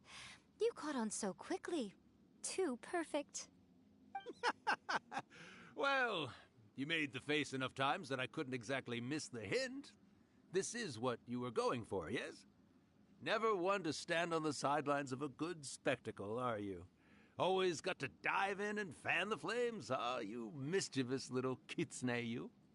Look what you've done to this little flying one here. Oh, poor thing scared witless. You were having plenty of fun playing the bad guy a moment ago. Now you're trying to blame it all on me? Rakusai? Miko, you guys know each other? Yes, we do. Of course we do. Allow me to formally introduce the author of A First-Hand Guide to Summoning Spirits, Urakusai. No, wait. To be more accurate, it's Urakusai's memory. Memory? But isn't he a spirit? Ah, spirits, memories. They're just different words to describe the same thing. Something that comes from the ley lines. Do you remember that recent incident when the Rift Hounds were gnawing at the sacred Sakura's roots? You witnessed human memories leaking from the ley lines, didn't you? Well, since there are human memories, of course there are going to be yokai memories too. In life, yokai possess supernatural powers, and even when they are a shadow of their former selves from a bygone era, they still have the ability to control whether they are visible or not. Typically, yokai memories survive longer in the world than those of humans. Indeed, indeed. I was wandering around the sacred Sakura's roots when I suddenly heard someone yelling, "Please, someone, anyone, help me write a truly amazing novel." It piqued my curiosity, so I popped inside his body and wrote a novel for him. So that's how it happened. But why did you include a summoning incantation in the novel? Oh, little one. Not to toot my own horn here, but when I was alive, I wasn't just another kitsune, no. I was a mighty and powerful Daiyoko. The memories of other yokai can't possess human bodies at will like I can. But with this incantation, they can go one last little joyride in the world for a couple of days. Anything they're still itching to do, they can go and get it done. But... She's trying to say that all the commotion this causes is likely to be a great disturbance to the humans. Disturbance? I guess you mean that we might leave them with some broken dreams after we leave, hmm? Oh, yes. And they might have a fever or whatever. But you know, I actually think that the most admirable thing about human beings is the way that they go out and shape their fate with their own two hands, given that they're not born blessed with the same powers that we enjoy. As for those who would rather draw on external power than seek to improve themselves, it's quite right that they learn their lesson eventually. So when you think about it, we're actually doing the humans a big favor. Miko, you agree, don't you? Yes, that's what I thought too. All right then. You finally convinced Paimon. You guys were right. What are you scared of, little one? Don't be deceived by her day-to-day antics. Miko is actually one of the most powerful yokai out there. Not only that, Urakusai, but my latest work has beaten that book you wrote, A First-Hand Guide to Summoning Spirits, to become the most popular in Inazuma. Of course. You were never one to make extra work for yourself where you can help it. And yet you went to all these lengths to find my painting room, and even took the trouble to summon me. I knew you must have some ulterior motive. You were always the one to pick a quarrel with me when we all used to gather around and share stories. All right. You win, I lose. Happy now? I finally get to hear you say it centuries later. Ooh, I must say it feels good. I remember when you were just a little girl, always hanging off my shoulders. A few 100 years later, and you're all grown up. Oh, Urakusai, how much time do you have left? Not much. That goes for all of us, actually. We've all got to go back where we came from in the end. Everyone's quite content in many ways, but they still can't help but ask, are we ever going to have another Hyakyako? Don't you worry about that, Urakusai. Arrangements are being made. When my bell rings, it means the moonless night is upon us. Ha ha ha! Great. Wonderful. Fantastic. Miko, it's been nice catching up, but I'd better conserve my energy if I want to stick it out until then. So, I'll be on my way now. All right. Goodbye then, Urakusai. One last thing, Miko. I just want to know, have you been well all these years? I've been great, of course. Every day is a happy one. Especially these days. Not only do I have my light novels, but I've also met these two delightfully nosy outlanders. And even A is finally starting to come to her senses. Quite a miracle, given how pig-headed she can be. Oh, well, great. That's fantastic. Urakusai, you'd be right at home in this era. A great storyteller and artist like yourself would be the Yae Publishing House's ace in the hole. And I would personally be hounding you over your next installment. He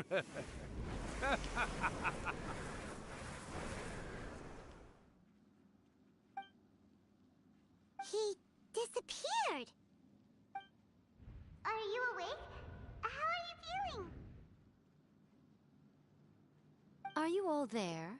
Here, like last time, repeat after me.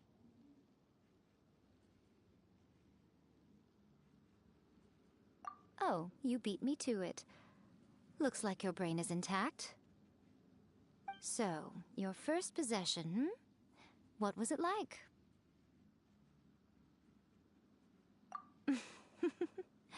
Good.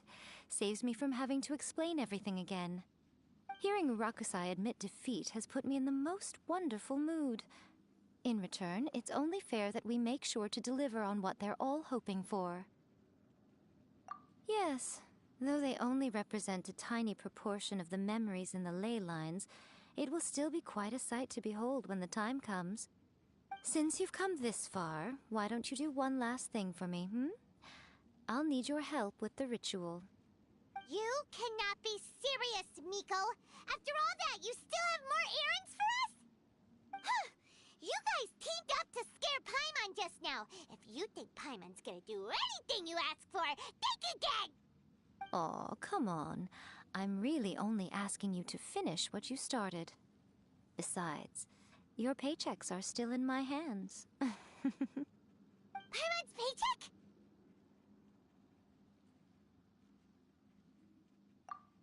Well, there's no way out now. We're in too deep.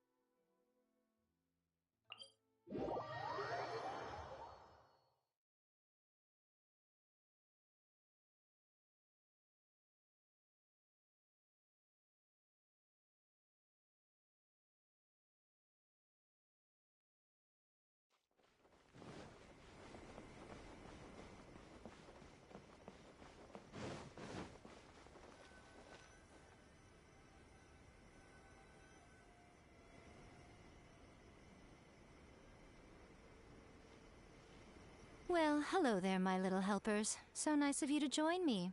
You're right on time, too. As if we had a choice. We just want our paychecks. So, Nico, what exactly do we have to do to make this Hyakyako happen? Also, to be clear, we actually have no idea what it even means. It might sound ominous, but to put it simply, the Hyakyako is just a gathering of the yokai. Back in the day at yokai gatherings, once everyone had had plenty to drink, one by one they'd start soaring into the sky with their yokai powers. There were so many of them that their silhouettes would block out the moon. But now, the yokai memories that leak from the ley lines are weak. They are no longer able to fly. So I will be performing a convocation ritual for them, gathering all the wandering memories together in one place. When the time comes, they will gather in the sky above the Grand Narukami Shrine. Once their energy is spent, they will be satisfied and return to where they belong. All the preparations for the ritual have actually been made well in advance. Remember the incantation and the mention of moonless night that I added to our novel? Oh, yeah! Something about reciting the secret spells of Lady Kitsune on a moonless night. That's the one. Actually, it's not a wish-granting incantation at all. It's a spell to help calm the ley line memories. When that time comes, let's all pitch in and help send them on their way. I will start the ritual preparations shortly, and at that time, I need you to do two things. First, tell the shrine maidens to leave the mountain. During the Hyakyako, a whole swarm of yokai memories will be hanging around in the air above the Grand Narukami Shrine. Having the shrine maidens leave avoids the bothersome issue of someone potentially getting possessed. After that, I will commence the ritual, and the memories will begin to congregate. This will take some time. I need you at the foot of Mount Yogo during this part to keep an eye on nearby monster activity. The memories are normally dispersed and don't pose a threat, but when their energy is concentrated, it is likely to disturb the monsters. They may see this as an opportunity to try and make it up the mountain. I need you to fend them off so that that doesn't happen. Alright, got it. Then what? Well, if at that point you felt like coming to the shrine and getting a close-up view of the yokai, I wouldn't say no. Okay, let's get going.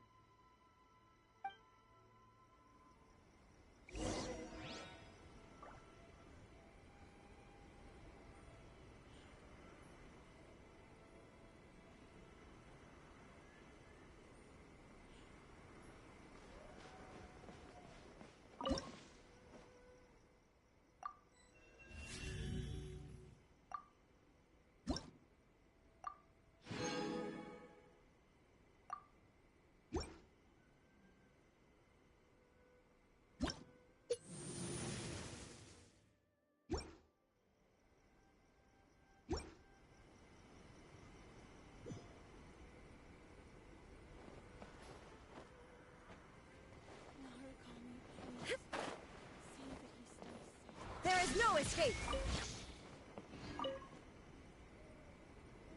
Descend the mountain? Are those Lady Guji's orders? Yep, Miko said the ritual she's gonna perform soon might pose a physical danger to you all. I see. I'll evacuate everyone right away. What about you? We'll be taking care of a couple other things for her. And once we're done with that, we're gonna come back and do the ritual together. It seems like Lady Guji places great trust in you. Lady Guji's never allowed anyone else to be in her presence when she's conducted rituals like this in the past. Thank you for helping with the ritual, and good luck. Don't worry, we're much stronger than we look.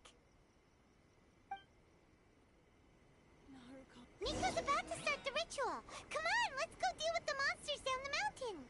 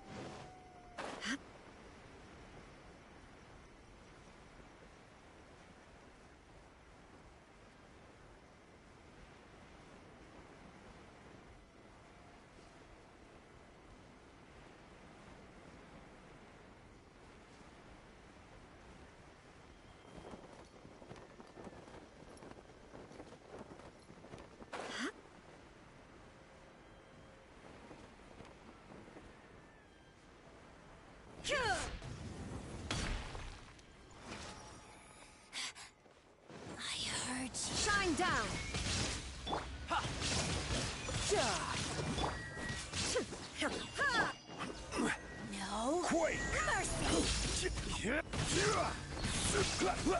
Crumble! This is Our Majesty's gift!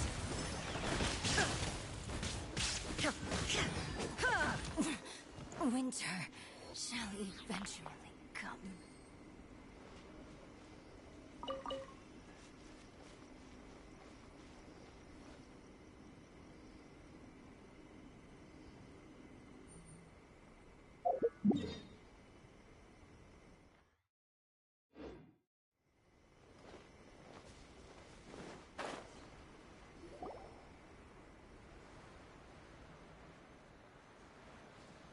These monsters look really riled up. Yep. Let's get rid of them as fast as we can. All right, here they come. There is no escape.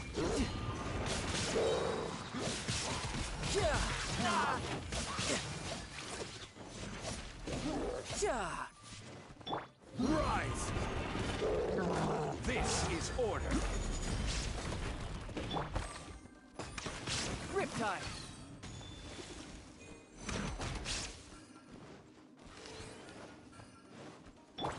Shine down. Ha! Swift and merciful, from whence you came. Crumble! Quake!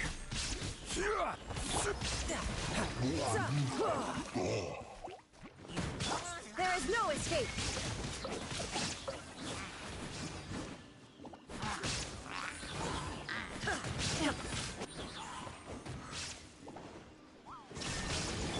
One with my blade.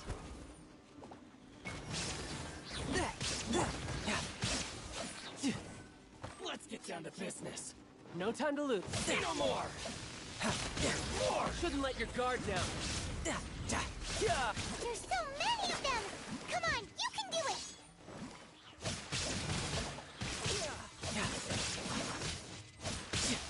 Show me what you've got! Attack! Swift and merciful. Time to oblivion. Alright, that's the last of the monsters. How far along do you think the ritual is? Let's head back to the Grand Narukami Shrine and take a look.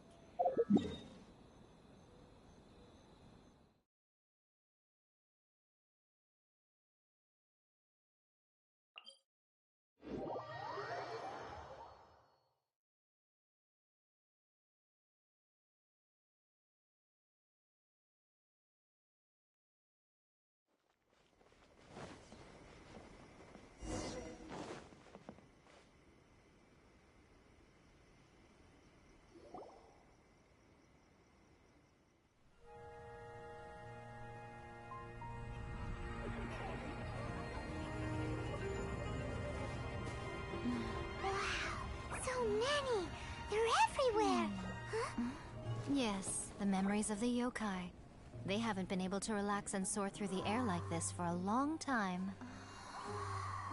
Come with me.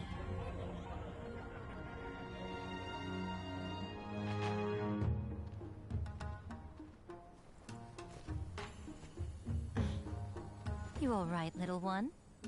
You look a little nervous. It's just, Hyman's never seen anything like this before. Whoa, they've really blocked out the moon!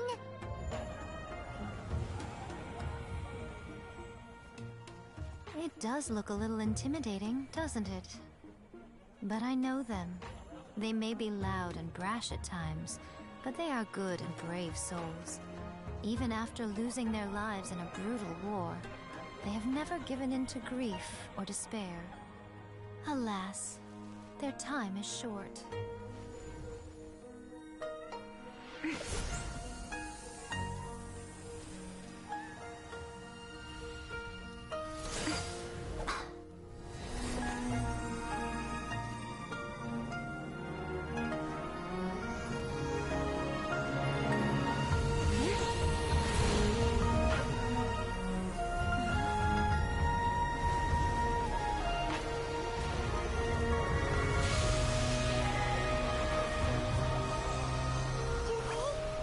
they really have to go? It's a feast, and all feasts come to an end. Since you're sorry to see them leave, why don't you do the recital along with me? O Hakushin, cause of this enchantment, in reverence I perform this rite. In reverence I perform this rite. To be a guiding light.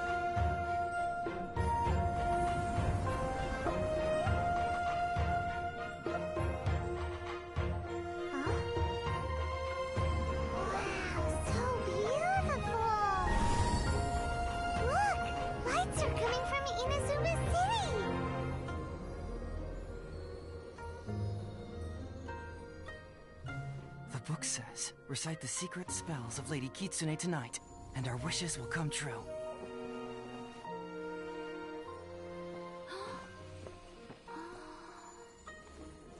O Hakushin, cause of this enchantment. I perform this rite to be a guiding light. Your unrivaled power will be honored eternally.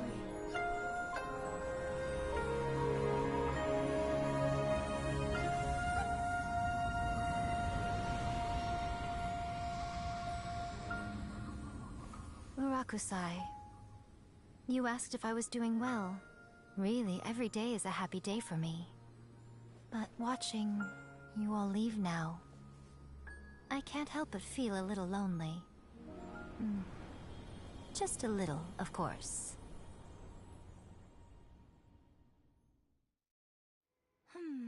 Just as I thought. The ritual went very smoothly. Thank you both. Oh, I'm great. But the look on your face just now...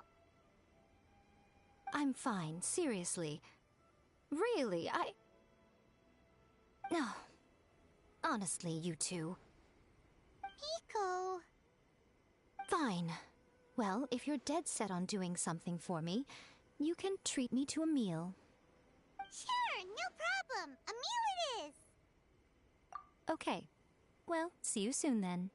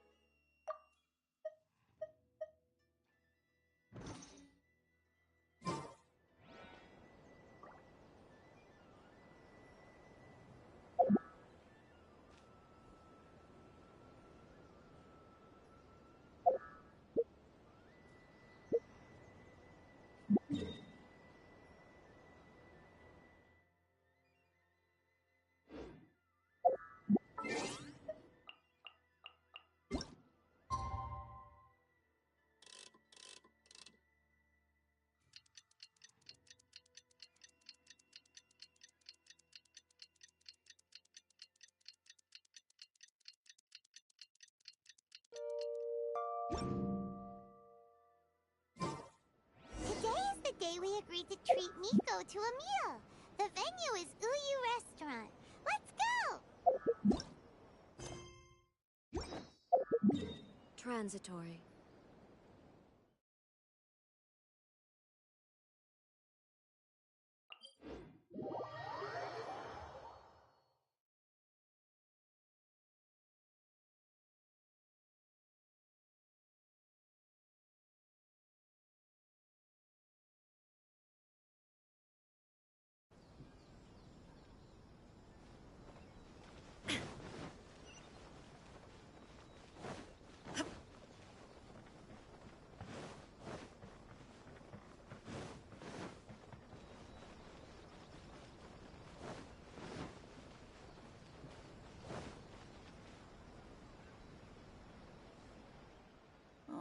Wait is unbearable. How is the next chapter of the miraculous adventures of the Traveler not released yet? It was quite a surprise when the moonless night finally came. Yeah, that huge black cloud over Mount Yogo that night. It just seemed to form out of nowhere. But then nothing happened after I made a wish using the method in that book. Yeah. I guess light novels are just fiction after all, huh? That night was definitely the nail in the coffin for the incantations from novels fad. Still, something tells me the miraculous adventures of the Traveler will remain an interesting series for a long time to come. Huh? Paimon can't see Miko anywhere. Guess she's not out here. Maybe she went inside already. Let's head in and look for her.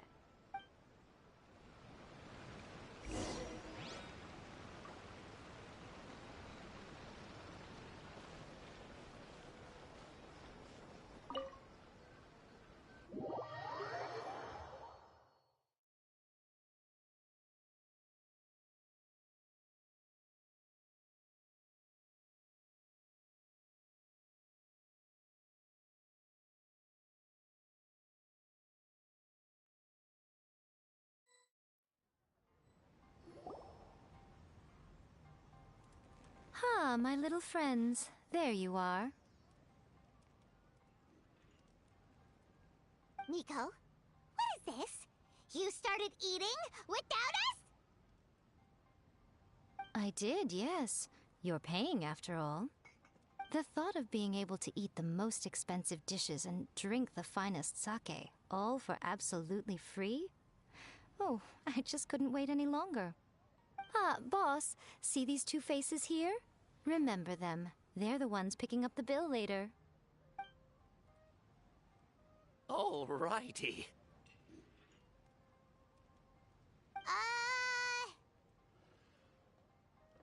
What's gotten into you? Come on, sit yourselves down. You have to try this fish. It's found exclusively in the waters around Seirai Island. They shipped it to Inazuma overnight, and it was still alive right up until I ordered it. Or maybe you'd rather try this? I know, I know. I normally can't bring myself to drink sake this expensive either. If you don't drink alcohol, that's fine too. There are all kinds of fruit juices covering the whole price spectrum. Miko! You are outrageous! Last time we were here working on the novel, all you ordered for us was the plainest kushikatsu! Strange. I remember no such thing. Oh, so what? You did offer to treat me to a meal, didn't you? Anyway, I am something of a VIP, you know. Wouldn't you find it embarrassing to treat me anything short of lavishly? Miko, this meal is going to be super expensive! Aren't you afraid we won't be able to afford it? Oh, don't you worry about that. You can most definitely afford it. They're still printing your light novel by the batch, you know. You have quite the generous payment due. What? Aw, darn it! She tricked us into this! Miko was after our Mora from the very beginning!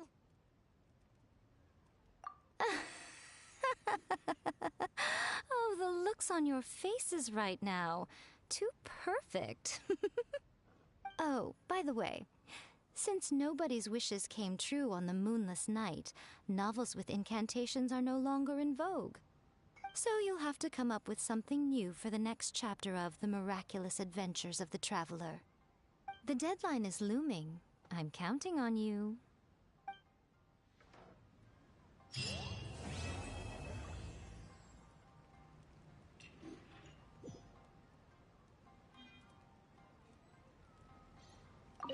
Thank you for the meal. I thoroughly enjoyed myself today. Oh, did I mention?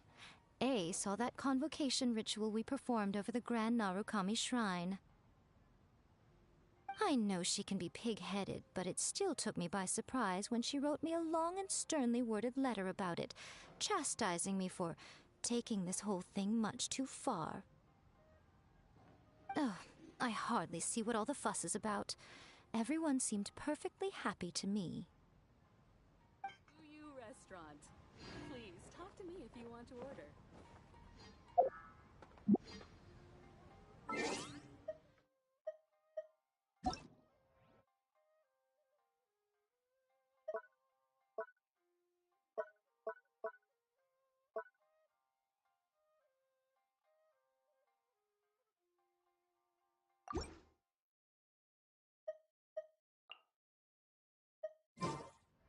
Uyu Restaurant. Please, talk to me if you want to order.